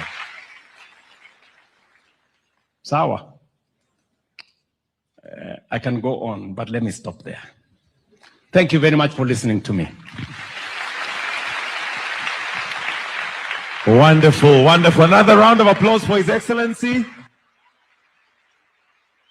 I'll request that we kindly take our seats. Let's take our seats. Your Excellency, with your permission, will now transition to the panel discussion. Our first panel discussion is women in construction.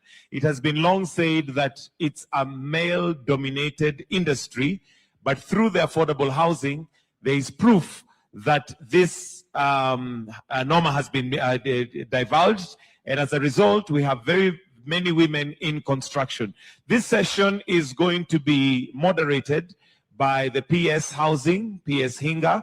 So as we put this together, let's put our hands together as we welcome PS Hinga, who is briefly going to give us the bios of the contractors who he's going to be having this discussion with, together with His Excellency. Karibu.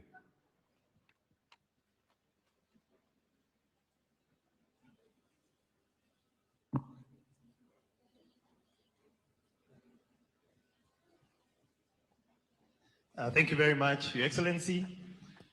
Without further ado, allow me to invite our first panelist. And as Michael has said, Your Excellency, we have our women in construction. And as they come, allow me to say something that has been really remarkable about our women in construction. Your Excellency, the best performing sites in the housing are being undertaken by women.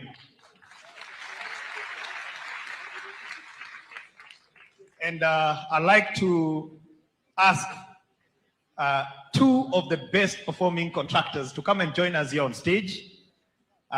We have Imelda and Mudeo, who are really shining in this men's world. Karibuni. I also have Amina. Amina, kindly come on stage. She's assisting us in construction of the market. I also have Anne Cherop. Where is Anne? Karibu. I also have a contractor come engineer, one of the finest from the lakeside, Lillian. Karibu sana. She's doing an amazing job in our western side of the country. I have also Anastasia. Karibu. And I have Margaret Mwende. Karibuni.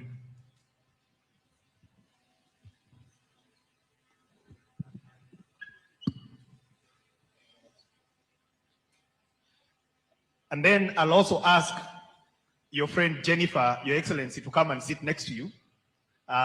She's a tough negotiator, but I think you are a bit tougher than her.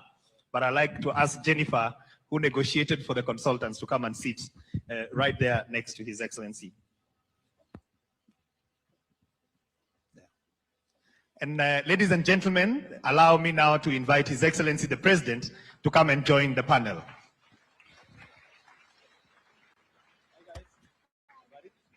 Hi, how are you?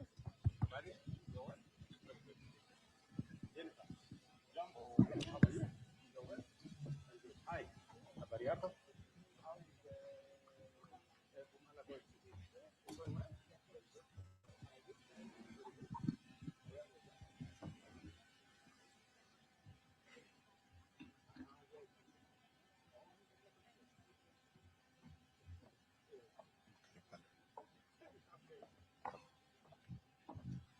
Thank you very much. Your Excellency, this is a conversation with these wonderful ladies that represent a universe of a well-performing contractors in the country. So, because it's a conversation between them and yourselves, I just want to ask each one of them to introduce themselves, what they are doing, and give us a snapshot of your experiences of this program, what this program has meant to you in your sector, and compare and contrast where you are, where you had irregular opportunities, and now you have got big opportunities.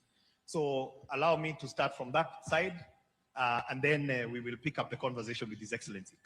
Kindly introduce yourself. My name is Margaret Mwende from Kitui.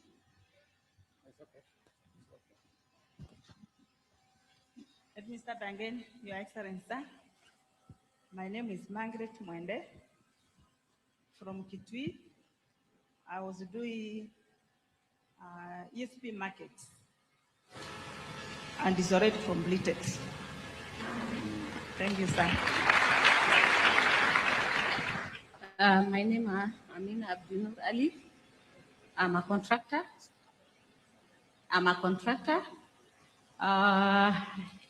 I completed Kangeta market and Adiru market. Right now I'm doing Gipumene and Kina market.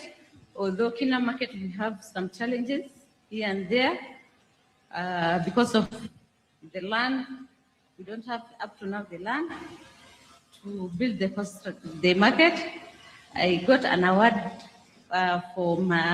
for civil work also for Mandera, Marsabit, Embu, Tharaka-Nithi, and Isiolo County. Thank you.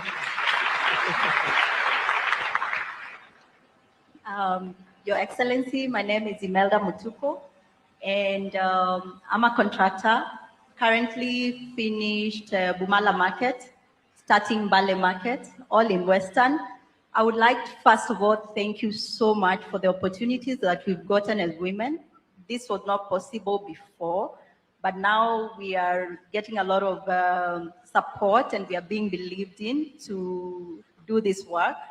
And we would just like to say that, first of all, that's a good thing.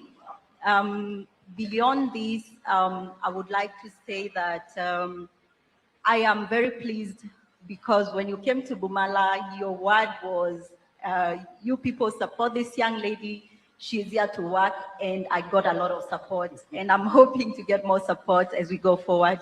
Thank you very much. Thank you. Your Excellency, my name is Jennifer Musimi, formerly the president of IQSK, very instrumental in creating this program. We sat with you and negotiated well, and we did a very good job, thing to provide job opportunities and an opportunity for the professionals in a built environment to trade with the government after a very long time. And they can attest that they've handled projects of values they've never handled since inception to the 10 billions, and it's going on. We are employing now interns and many many assistants in our farms in a way that even when I left, since I left university and started my farm, we could never have done. It's a very transformative thing we did. It's very enlightening. It's growing everyone. And I want to thank you for supporting us. Thank you. Okay. Kwa majina ni Winnie Mudheu. Mimi ni contractor na ni contractor ambaye anakuanga site. Mimi si boss. Nakuanga site nikifanya kazi na watu wangu wote. Nimekuwa Homa Bay, nika hand over to His Excellency the President. That is Homa Bay Fish Market. I am now doing South B, and most probably, Your Excellency, you are welcome to pick the keys by March. And I am also in Kapsabet. And I can say that sisi tunafanya kazi na tunapata pesa. Naona vile tumeng'ara. We are being paid well after working so hard. For me, for it to work well, I am doing a 24-hour economy. Sisi huwa hatulali kwa site zangu. That's why we can work within, if we are given 2 years, we do it in half the time. So I encourage my fellow contractors, let us practice this 24-hour economy so that we may win our president a 2-term without negotiation. Thank you so much. Thank you. Your Excellency, my name is Lillian Ogombo. I'm an engineer by profession. I'm a civil and structural engineer and also a contractor. We've just finished 3 markets. And we were very honored that we visited one of our markets. We did not disappoint. Oria in Migori. Yes, in Uriri. Yes, so we just about to give the markets. We are on our last one in Migori and about to start affordable housing project, also in Migori County, Kododa. And I think this opportunity, first and foremost, I mean, as a woman, as a Kenyan, has really encouraged us. We've been able to expand our portfolio. We are now looking at even taking on more challenging projects. And I'm glad that we are starting on the affordable housing. We also have the student hostel in Homa Bay, KMTC, that we are yet to start. So we've really believed in ourselves, and for the first time, actually, I was looking at the opportunities across the region. I mean, that's how much you've really transformed who we are. And giving the State Department for Housing their flowers, I think they've really, really supported us financially, because sometimes when you're taking on government projects, people are like, are you gonna be paid? I think this is one program that you don't even follow up your payments. You call for inspection, they show up, you raise your certificates, and you really don't have to queue in any office. The next thing you see that, you know, the bank is sending you a SWIFT message that you've been paid. And so we give them their flowers and we appreciate. Thank you. Yeah, my name's Anne Jero, and I am a contractor. I am pleased and very proud to be part of this affordable housing construction. I have a site in Nairobi and Kasarani, Kamiti, and Kidiwa, phase 3. Well, it was very difficult to believe in myself that I am able to deliver these projects, but with the support that we get from one of PS, it is amazing. We get paid. We even hold seminars that encourage us to soldier on, and we are delivering on our projects. In committee, we are on time, Kasarani and Kidiwa, and we are very, very proud as women to participate in this space. Your Excellency, maybe I invite you now and just have a conversation with this wonderful. Thank you very much, PS. I'm really proud that I'm sitting in the midst of women contractors, you know, and I have been to the sites they have mentioned. I have been to Kangeta. I have been to Bumala.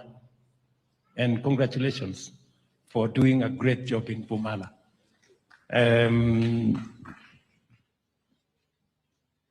I don't know, did the traders move in? Not yet? Oh, for commissioning. I'll find my way there, or I'll send fireman here to come and do the... Yeah. So, looking at these great ladies, and you have had them, they have 2, 3 sites. Some of the sites they have finished. They have moved on from doing a market. They've now moved on to affordable housing. Let me ask Anne, you've talked about Kidiwa. Kidiwa is in my hometown. Are you doing the market or the affordable housing? I'm doing affordable housing. Is it phase 1? I know there is phase 1 and phase 2. Phase 3. Phase 3. 2. Phase 2. Yes. You're doing the phase 2. How many units are you doing in the phase 2? I know phase 1 was like 200, was it? Yes. Phase 2? Phase 2 is 1,800. 1,800. I mean, Anne, you're that serious? Huh? What is the size of the project in terms of quantum? What is the contract value? 5.3 billion. 5.3 million shillings or? 5.3 billion. Billion. Wow. How far are you now in terms of percentage of construction? Are you on time? We got challenges at first because when we got into the site, the drawing stage from 18 to 9 plus 15 floors. Oh, yeah. It was actually my decision because the original design was for 9 floors. Yeah. But when we assessed the place, we said we could go to 15 floors. 15 floors, yeah. So you had to readjust the contract. So that is what delayed us. Yes. Delayed us, and then we have finished the rafting. Yes. Now we are beginning. You're beginning to do the job. I'll when I'm in Eldoret the next time, I'll pass by and see. You're most okay. welcome. Yeah. So thank you very much. So how is the transition, Lillian? Yes. How is the transition? You've told me you did the market in Oria. Yes. We did the market in Oria. And then you're now moving to the affordable housing. Affordable housing. Okay. Yes. Of course, initially, just as I said, when we started on the markets, we wanted to look at how we could deliver that. I think now in the transition, we had a bit of challenges on the site, but we are ready to take up the challenge. Yes, I mean, it's exciting, I must say. Initially very scary, but we are up to the task.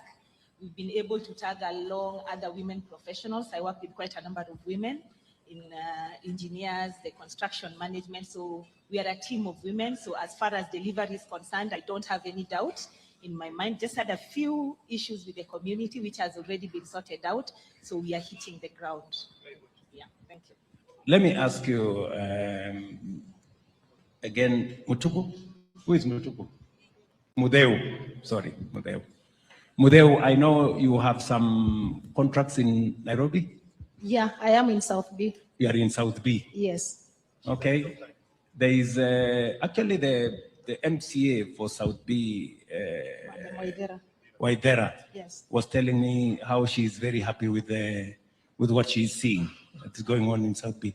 And South B is not an ESP market, it's a big market. What is the contract value for South B? It's 332 million shillings. How many people do you have working on the site?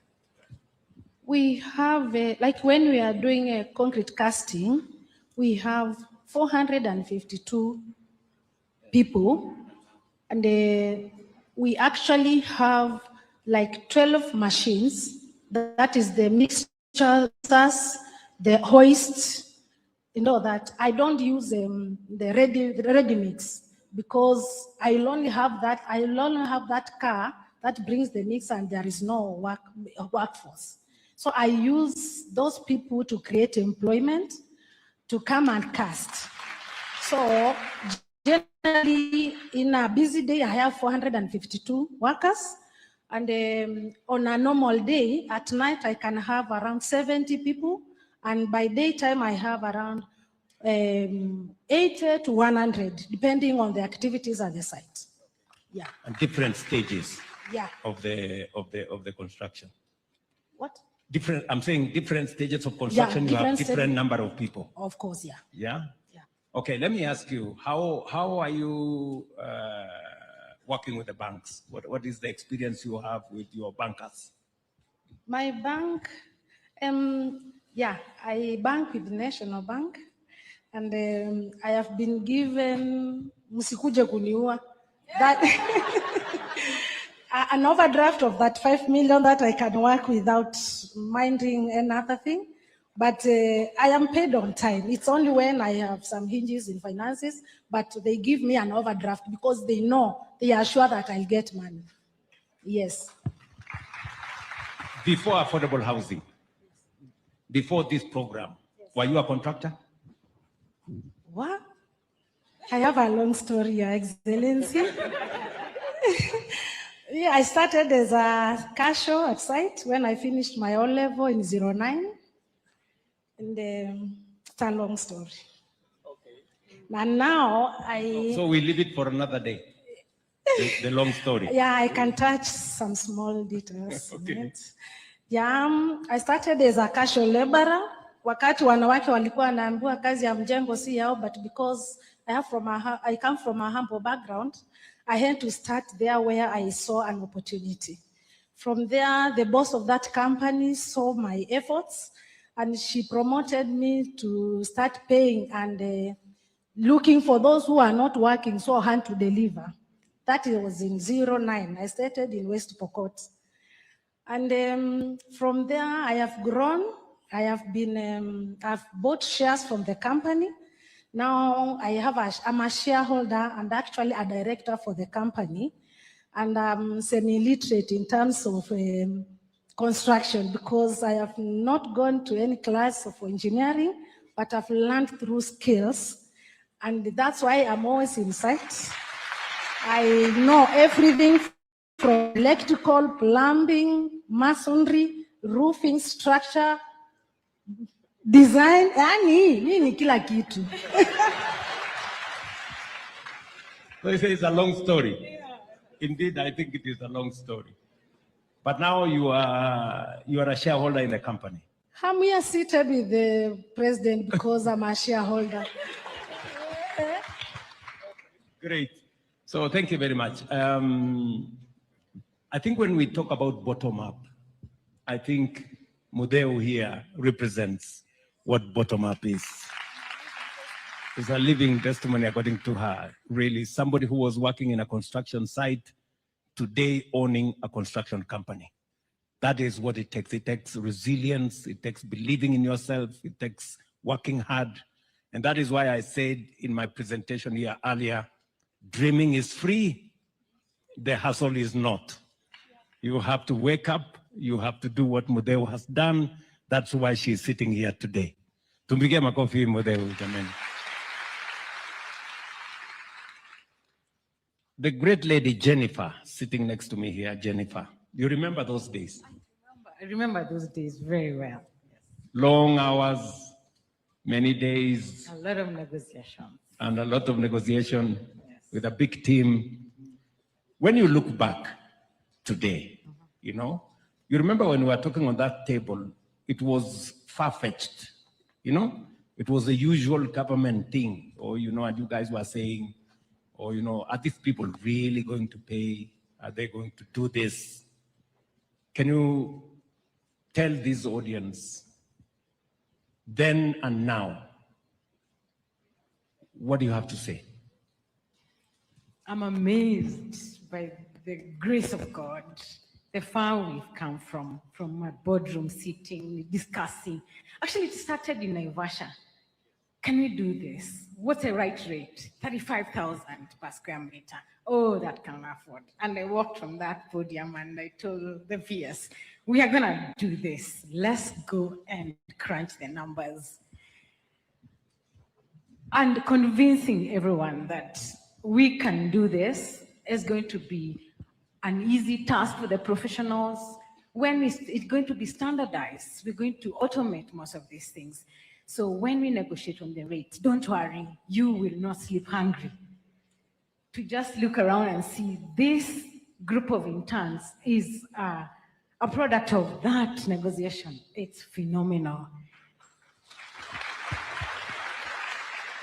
Your Excellency, if that dream was killed, half, or actually all the professionals who are doing these projects would be back in their mashambas farming. They wouldn't be busy.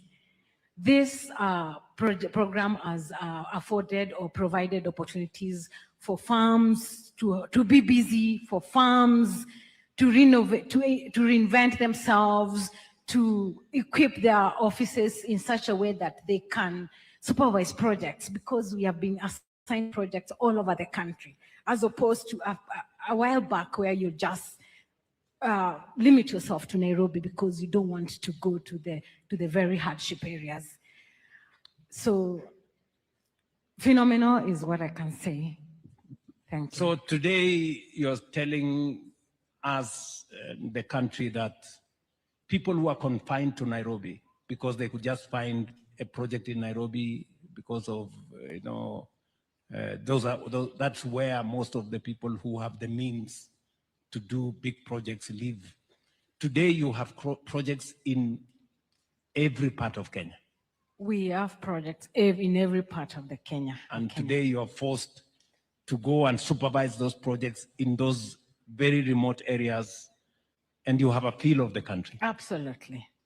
Now, many people ask me, and sometimes people do not believe that what we are saying in terms of what it will cost a house, because the price of a house has come from 11 million shillings to 3 million.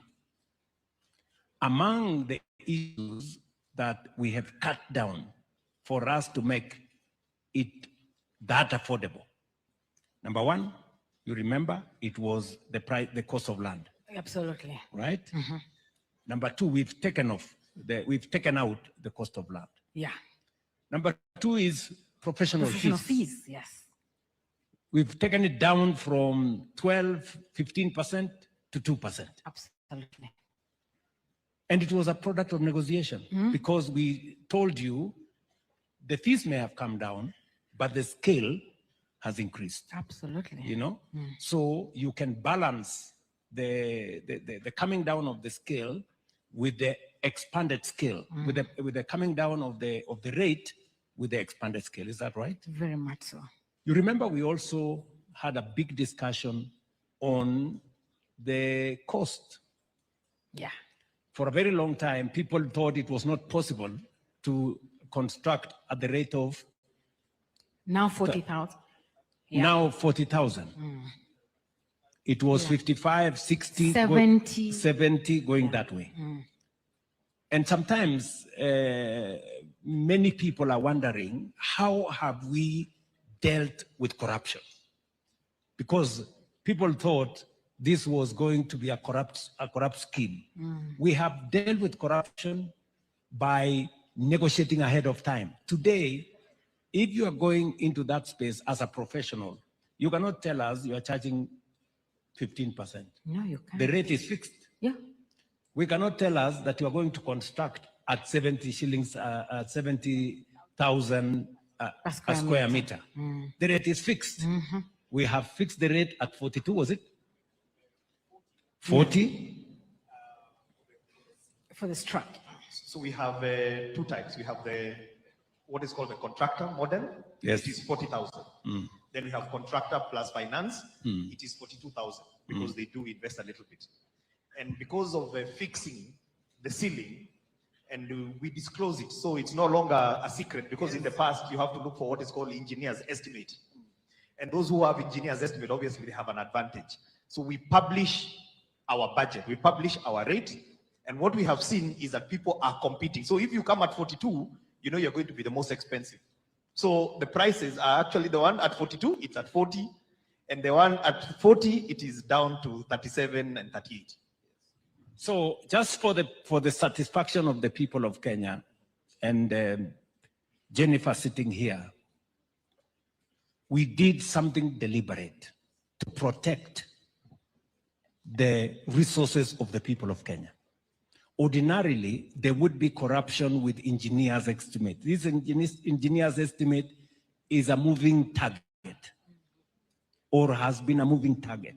So what we decided is we are going to have, we costed everything. We agreed that if you want to come and work with us, the rate we are going to pay is 42,000 per square meter. If you cannot do 42,000 per square meter, thank you very much. Go find some other job, right? And we have found that it is doable. And that is why we have complete projects that are going on, whether in the market space, whether in all the other spaces. And therefore, I want to assure the people of Kenya that we were intentional. When I said, I remember making a statement that there will be no money to be stolen. I meant it. Today, there is no money to be stolen in affordable housing because the rates are fixed. Yes, there is nothing to, there is no negotiation actually. There is nothing to negotiate. You either meet the rates or you take a walk. And the margins are very tight. The reason why, I must say this, the reason why we don't have these fancy contractors in affordable housing is because the margin is very slim. You know, there are people who are used with, you know, margins and margins and margins and fat and fat. There is no fat. There is just a reasonable margin for people who want to do business. Those who want to steal from government, they have to look for other places. It is not going to happen in affordable housing. And I want to thank professionals. You people have really gone out of your way and you have helped us. Thank you. Amina. I know it's, what challenge do you have as a lady in this space? Have you experienced any challenges when people discover that you are a woman and you are the boss and you are in charge, or it's been okay? The challenges is there, being a woman in this field, and I'm not I'm not an engineer. I did accounts, so being an accountant and then going to construction field, it was not easy. But with all the challenges, I got strong, confidence, and do a good work, a quality job. Yeah. So you have overcome the prejudices. Yeah, yeah. You have overcome the challenges. Yes. And slowly people are beginning to believe in you as the person in charge. Yeah. And the owner of the business. Exactly. Yeah? Yeah.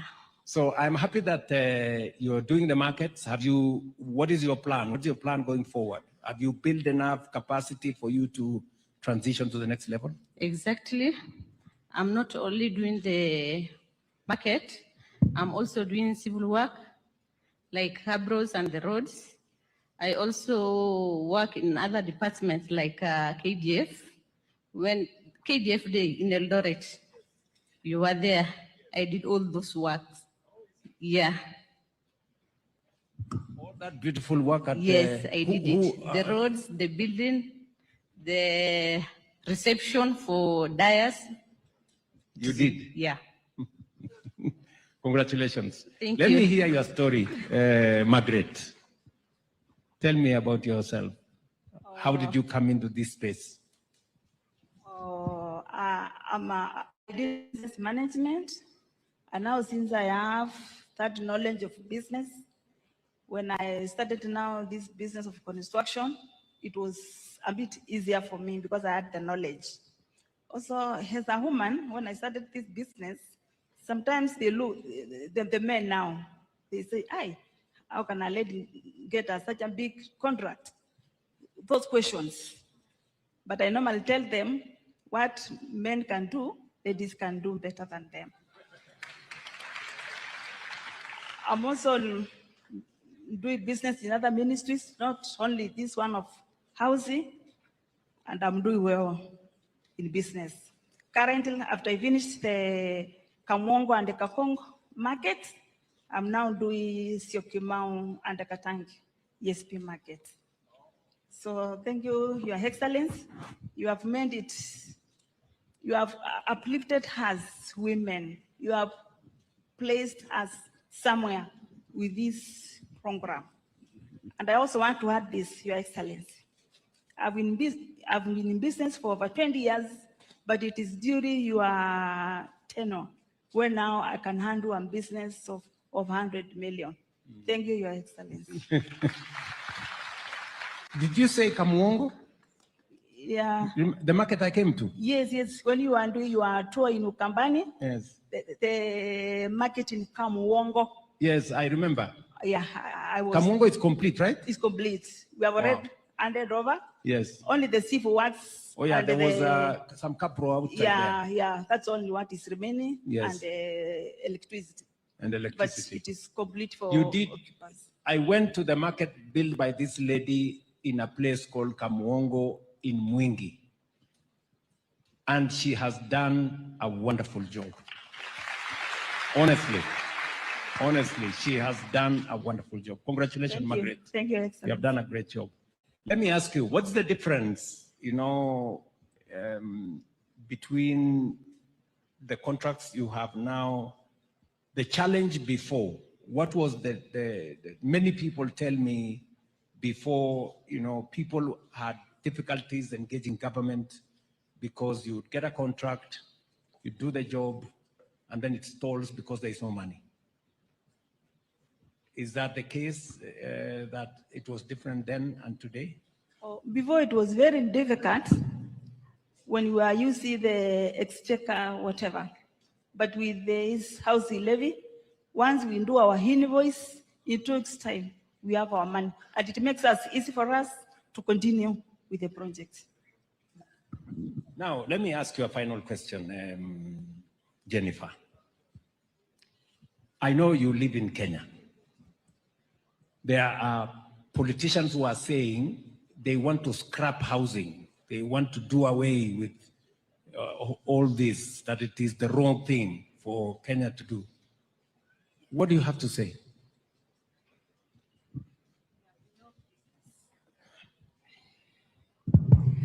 That they have no business meddling. It's truly unfounded, because maybe we need to invite them, we target them, to hold their hands and take them to these projects, because they're saying that they haven't seen these skyscrapers all over. You go to Thika, I'm doing Thika Bustani, you see it's already finished, all the blocks we are doing finishes. You go down to Sagana, it's starting. You go, projects are here, they're real, people are getting employed. And to the lowest of workers in the construction industry, the casuals, the watu wa mkono know that they'll become the rarest commodity in this country because they're all employed. Actually, there's a crisis, Mr. President. We need to find a way of uplifting that technical training sort of thing, because in the next year or so, we won't have anyone to do these projects. Yeah, so those politicians, they need prayers. Okay. So, sometimes I ask myself whether people live in Kenya, because you see the number of professional firms here. You see the number of construction companies. You see the number of people working. You're telling me shortly there will be a crisis of people to work, plumbers, electricians, people to work in the construction industry. In fact, it is the reason why we have asked the Ministry of Education to expand the space in Tibet, because we need more and more of those people. Have you experienced, Lillian, have you experienced around the jobs, professionals, the people who you want to work in your construction firm? Have you experienced whether there are any challenges? Yeah, in terms of the supply of labor? Yes. Actually, I want to agree with her. And it's important that that's an area that I'm almost saying we, but yes, your administration needs to focus on, Your Excellency, because the more that you know, we are lacking labor force at that level. Yeah. Okay, so I will just point to you that apart from what we are doing in the Tibet, under the Nyota program, we are getting between 20 and 40,000 people who have worked in construction sites but have no certification. We are going to certify them. We are going to pay for their examination. We are going to pay for their certification so that they can become available to you. We have another program under Nyota again. We are looking for between 90,000 and 150,000 young people, possibly maybe working as watu wa mkono at the moment in your sites. We want to support them because maybe some of them don't have any skill. Yeah, they don't have any skill. So we want to skill them. And under the Nyota program, that those 90,000, between 90,000 and 150,000 young people, we are providing resources for them to be put under master crafts people, possibly in your sites. We're going to pay the master crafts people to train them. We're going to pay them a small stipend for them to attend those courses in those sites. And at the end of 6 years, we're going to examine them, we're going to certify them so that they again become available as a workforce for you people in the construction space. So we are not only using the formal channels in our education system, we are also using other interventions, especially you've seen me go to different places under the Nyota program. It's part of raising the people with skills to be able to be supportive to your program. Yeah? Okay, finally, my sister Mutuku. And thank you very much for doing what you're doing, by the way. Thank you I am very very much. proud. I am really very proud. Thank you. When I see women, you know, go out of their way with confidence, you know, run a business. And I'm very happy that the people in Bumala gave you support. They did. They actually did. And through the challenges, we managed to finish within 9 months. Yes. Yeah. A contract that was supposed to run for 1.5 years. You did it in 9 months. Yes. A round of applause for her. I saw it when I visited your space. Yes. Mutuku, what do you want me to do better? I mean, from where you sit, of course, there are those who are saying this program should be stopped. Jennifer has said here they need prayers, and some people will pray for them. But what do you want us? What do you want me to do? You know, additionally, what do you think? How do we scale this? How do we do it better from your experience? I think you've actually just addressed one of the best ways I think we can get better. We are lacking in the space of, you know, professionals, people that we think can work with us on site, you know, to just enable these works to be done and to be done well. We get a lot of casual labor, but when it comes to some of these fields, especially mechanical fields, electrical fields, you find that there's a lot of gaps there. And importing does not work very well, especially for some of us who work outside Nairobi. So that has just been a challenge, and I've heard that you're addressing that. So we will be very, very happy to get that. Yeah. I hope young people are listening across the country, that there are real opportunities in the construction space for some of the construction professionals, whether they're electricians or carpenters or mechanical people or people in the electrical space. And we are opening up our TVETs for more spaces. We have, in the last 3 years, moved spaces from about 320,000 to 700,000 spaces now in our TVETs. Through these parallel, what we are calling the policy we rolled out on recognition of prior learning, and we are doing it here in most of our construction sites.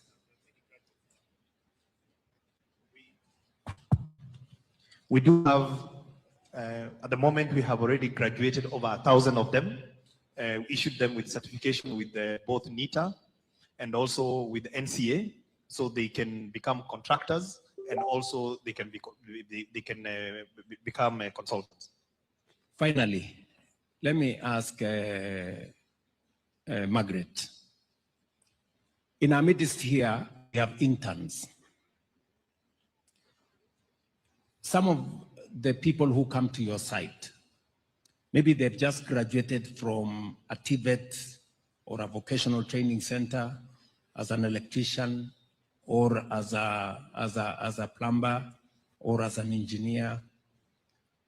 Sometimes when you get fresh graduates, do you experience a challenge of them not having as much experience and that maybe they have good papers, but it doesn't translate to real, expertise in the. They use it very well because they know the contract may go for 9 months, some 6 months. Then now they don't know whether they will be attached to another contract or not. So, okay, the ones I've been with, they are very disciplined and they are willing to learn. Very good. Yes. Okay, for interns, especially that I've come across, sorry to say they are Gen Zs. And sana wanapenda simu. Wako kwa tap the screen, wakiwa site. So I will encourage them to stop assuming that life can be easy and to take their time and learn what we are doing outside. Okay, there are some real life lessons there. What do you have there? Have you experienced, you have interns here. What are you going to tell these interns today as people who run live, real construction sites as they come to join you? Thank you, Your Excellency. I think first and foremost, as a senior in the industry, I'm an engineer and I always feel very obligated to talk to young people. They're very lucky to have this program because this has not been the case really in the past years. So they need to consider themselves very lucky.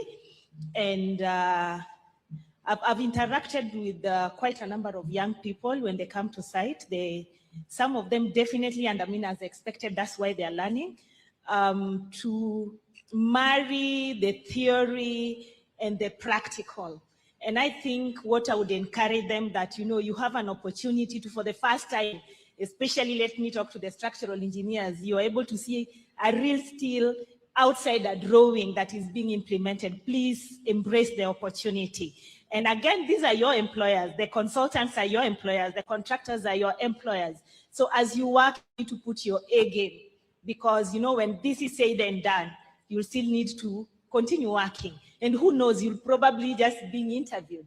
It's just that it's a longer interview over the months. So I would encourage them to do their very best. It's okay not to know. That's what I tell young people. It's okay to ask. We all started from somewhere. So it is okay not to know, it is okay to ask, and that's why you are learning. And you're so lucky that you're paid to learn. I think that is the take home, that you're being paid to learn. Thank you. Okay. She's basically framing it that this is an opportunity that doesn't come always. She's been through it. She didn't have the opportunity you have. She's the site today, you are an intern. Tomorrow, if you do a good job, the owner of the site could hire you now on a permanent basis.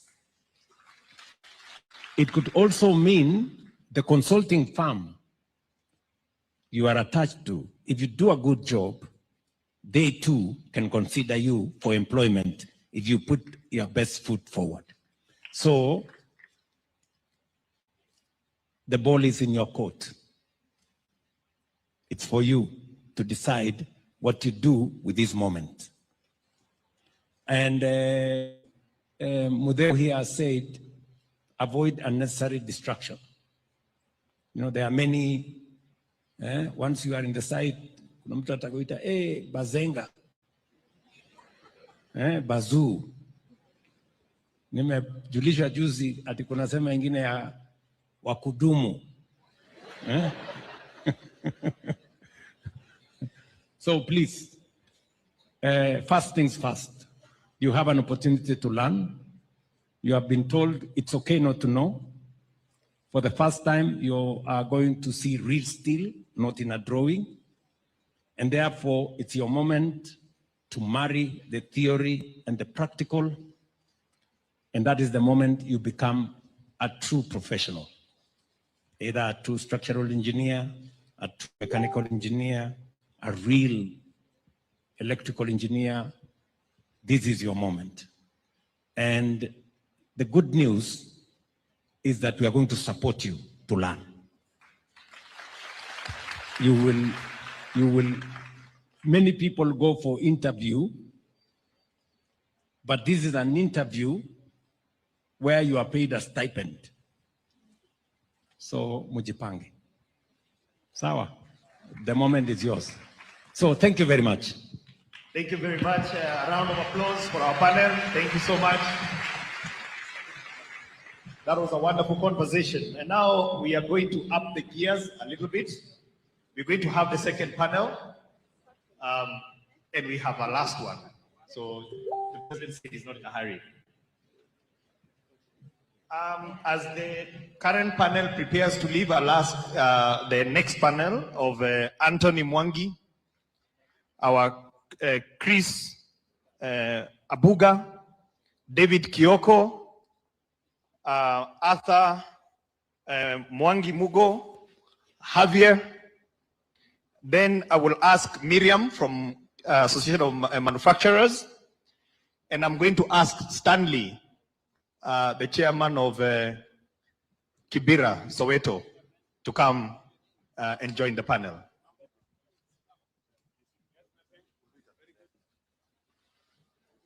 All right.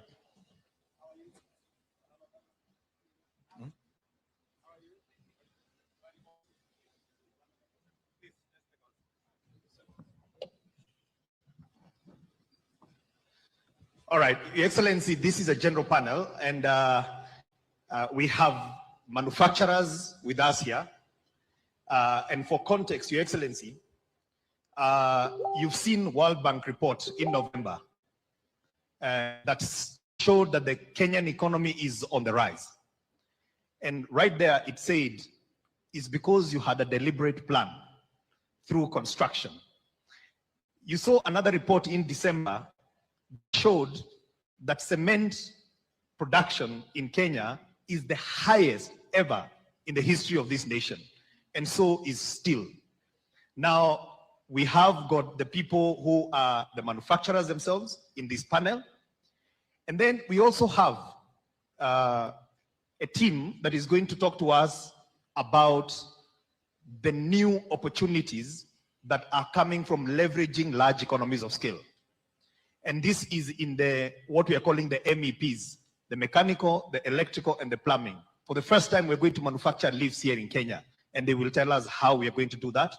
And we also have male contractors. We've heard from a few female contractors. And we have one of the best male contractors, two of the best male contractors who are also going to have this conversation. And lastly, we are going to have a young man who is at our site in Soweto and is going to represent the real hustler, the person that you really targeted. He comes from Soweto, Kibera. He is working on that site, and also he is a beneficiary of the house. So we are going to ask all of you to quickly introduce yourself. I'm going to fade away, and then the chief interviewer is going to take over. Let's start from there. Okay, thank you, Your Excellency. My name is Arthur Mugo. I'm an architect. I'm one of the lead consultants in the affordable housing program. Our firm is Precise Architect, is part of the 35 consortium the PS talked about, and we've been involved in design and supervision of all variety of affordable housing projects across the country.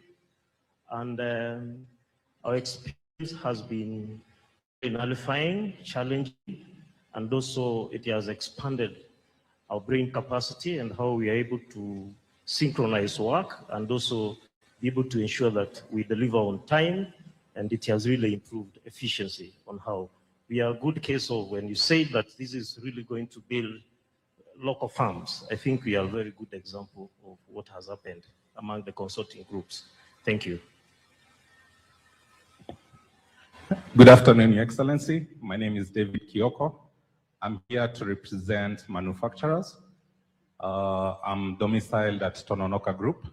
We are one of the leading steel manufacturers in the country with the largest capacity compared actually to most plants in East Africa. We tapped into this program actually the first day you did the groundbreaking at Kibera. I think you are so fresh in office when everyone else was not believing in your dream. And I'm happy to say today that the numbers we can see, we took a risk that is now rewarding. And I'm happy to be here, and I'm ready for the discussion. Thank you. Thank you very much. What's your name again? Did you say? David Kioko from Tononoka Group. Good morning, Your Excellency. My name is Miriam Bomet. I'm the head of policy and regulatory at the Kenya Association of Manufacturers. I coordinate the manufacturing sectors in Kenya. There are about 13 sectors from pharmaceutical, steel, and one of the stories that really hasn't come out here is the impact on manufacturing sector. Your Excellency, we have about 9 different sectors who are actually beneficiaries and contribute to the build sector, the housing agenda. We range from steel, as you've heard, cement sector, you have electricals, you have plastic sector, you have ceramics, and Your Excellency, the leaders and the representatives are actually here today representing the industry here. So Your Excellency, this, the impact of the manufacturing sector is actually one of the areas that we'll need to watch, because manufacturing continues to be the highest formal wage employer in the country, and the continued sourcing by contractors of local materials here in Kenya, we're able to see this rise of employment and even get to the 1 million jobs we need to attain by 2030. So the story of the manufacturing sector will also be part of the housing agenda. And of course, we want to appreciate the State Department of Housing, who've continued to make sure that manufacturers are coming to the table to come and discuss what capacities they have to be able to supply the market, and also tell the contractors that we have local materials, please make sure that you also source from the industry. So we thank you so much for this opportunity. Governments, projects continue to provide market access to industries here in Kenya. So this is actually quite good. And congratulations to the interns who are here. Maybe a word for them is that the industry actually needs skilled workers. Majority of the employees who are there are actually skilled workers, not the real professionals and the skills that you see. they go for the real people who have skills. So this is actually an opportunity for them to get experience and to see whether they will be able to tap in. Being a woman again, it was so impressive listening to the women who are here, and congratulations to them. And of course, congratulations to this program for putting them also on the forefront to show that women are able to also enter into these fields. Thank you. Good afternoon, Your Excellency. My name is Harveer Singh Sethi from Landmark Holdings. We are building contractors and main contractors on a number of the affordable housing projects across Nairobi. Through this program, and because of its sheer scale and volume, we've had the opportunity to invest in aluminium formwork. We met a couple of months ago at Konza when the formwork was arriving. I can happily say now we are using the formwork. We are able to reduce slab cycle times from 21 days to 7 days using this formwork. Within just the first 6 weeks of using the formwork, we have managed to upscale casual laborers to aluminium technicians, formwork technicians. I will work with State Department to come up with a new trade of workers called aluminium formwork technicians. We'll work together to find a way to certify them. So our aim through this program is to build scale, is to upskill our labor force, to encourage these interns to get involved with new technologies, see what the Asian tigers have been doing, how they have done it successfully. This, like you said, is tried and tested. We're not reinventing the wheel. We are just moving with the time. We want to thank you, Your Excellency, for this amazing opportunity. Without your vision, this would not be possible. And tuko pamoja. Thank you very much, sir. Thank you very much. Abian Sethi. Set. Hello. Good morning, Your Excellency. I think it's about 12 o'clock. My name's Engineer Anthony Mwangi, and we have met a couple of times. I'm the MD for Dalab Construction. I have about 10 projects that I'm doing. I have one in Karatina where you came the other day and you did the groundbreaking. I have another one at Thika, Kabati, Kiabu, where I would likely ask you to visit us one of these days. I'm also doing institutional housing, 3 universities, cooperative, multimedia, and Kenya School of TVET. And I have a couple ESP markets that I've taken over from some of our fellow colleagues, contractors who got stuck on the way. We are helping them also, the smaller size contractors. I'm a civil engineer by profession. I studied in New York, USA, and I came to Kenya. I worked there for 20 years. And I came and I went to roads construction, Kenya National Highway. I've done a whole lot. I was recently maintaining Thika Superhighway. But when this program came, Your Excellency, it's a huge opportunity. Some of these things I used to see happening in the United States, I never thought they're going to happen here at home. And I can tell you, I am very proud of you because of the boldness and the courage. Sometimes when I listen to you telling people this is the way to go, and I know you're the visionary, but I just wish they could see how other bigger countries have transited and became what they are because of what you said here, the construction industry. Your Excellency, I have employed about 2,500 workers currently. And the most amazing thing is that being back here in Kenya, I competed with the Chinese, and they were a little bit ahead of me when I came here because, of course, they had the resources. But today, I don't think I would even consider Chinese as a competitor anymore, Your Excellency. You have given me an opportunity, number one, to be bankable. When I go to CDN Bank, when I go to HFC Bank, when I go to KCB, they now come looking for me. I have an account that is receiving almost like 1 billion shillings. And these guys, they want us now. Previously, when we went to look for money to construct, they didn't want to hear anything from us. They told us we are contractors, we are doing government projects, we couldn't get paid. So they didn't want anything to do with us. But today, Your Excellency, the banks, all the industries, they are camping at our doors because of this program. The Mama Boga who feeds people in my construction site, you will come and see her coming there every day, and she's guaranteed for a job for another 2 years in one specific site. So she goes and she comes and tells me she wants me to help her to put together some money so that she can be able to go and buy unga to make chapati. So when I give her money, she tells me, I want to give you the names of those workers. When you're paying them on Saturday, you deduct the money, pay yourself, and then you loan me again. So her money is guaranteed, it won't get lost. But now she has an enterprise. The drivers, Your Excellency, you know, there are things that here we may not articulate. Drivers that we have hired to track the materials from quarries. We have revived dormant quarries, Your Excellency, which didn't have even hope. Those people are back to work every day, crushing aggregates, cutting stones. We can go on and on and on. But this enterprise, what I would say is that it's not for millionaires or billionaires. It is capped, as you said. This is not an enterprise where contractors will be the richest. No, but it's an enterprise that is going to give us a lot of equity. We are bankable. We have resources. Now I have almost like 10 batching plants. And I heard a lady here say that she has employed watu mkono wa kukoroga instead of using the modern technology. And that is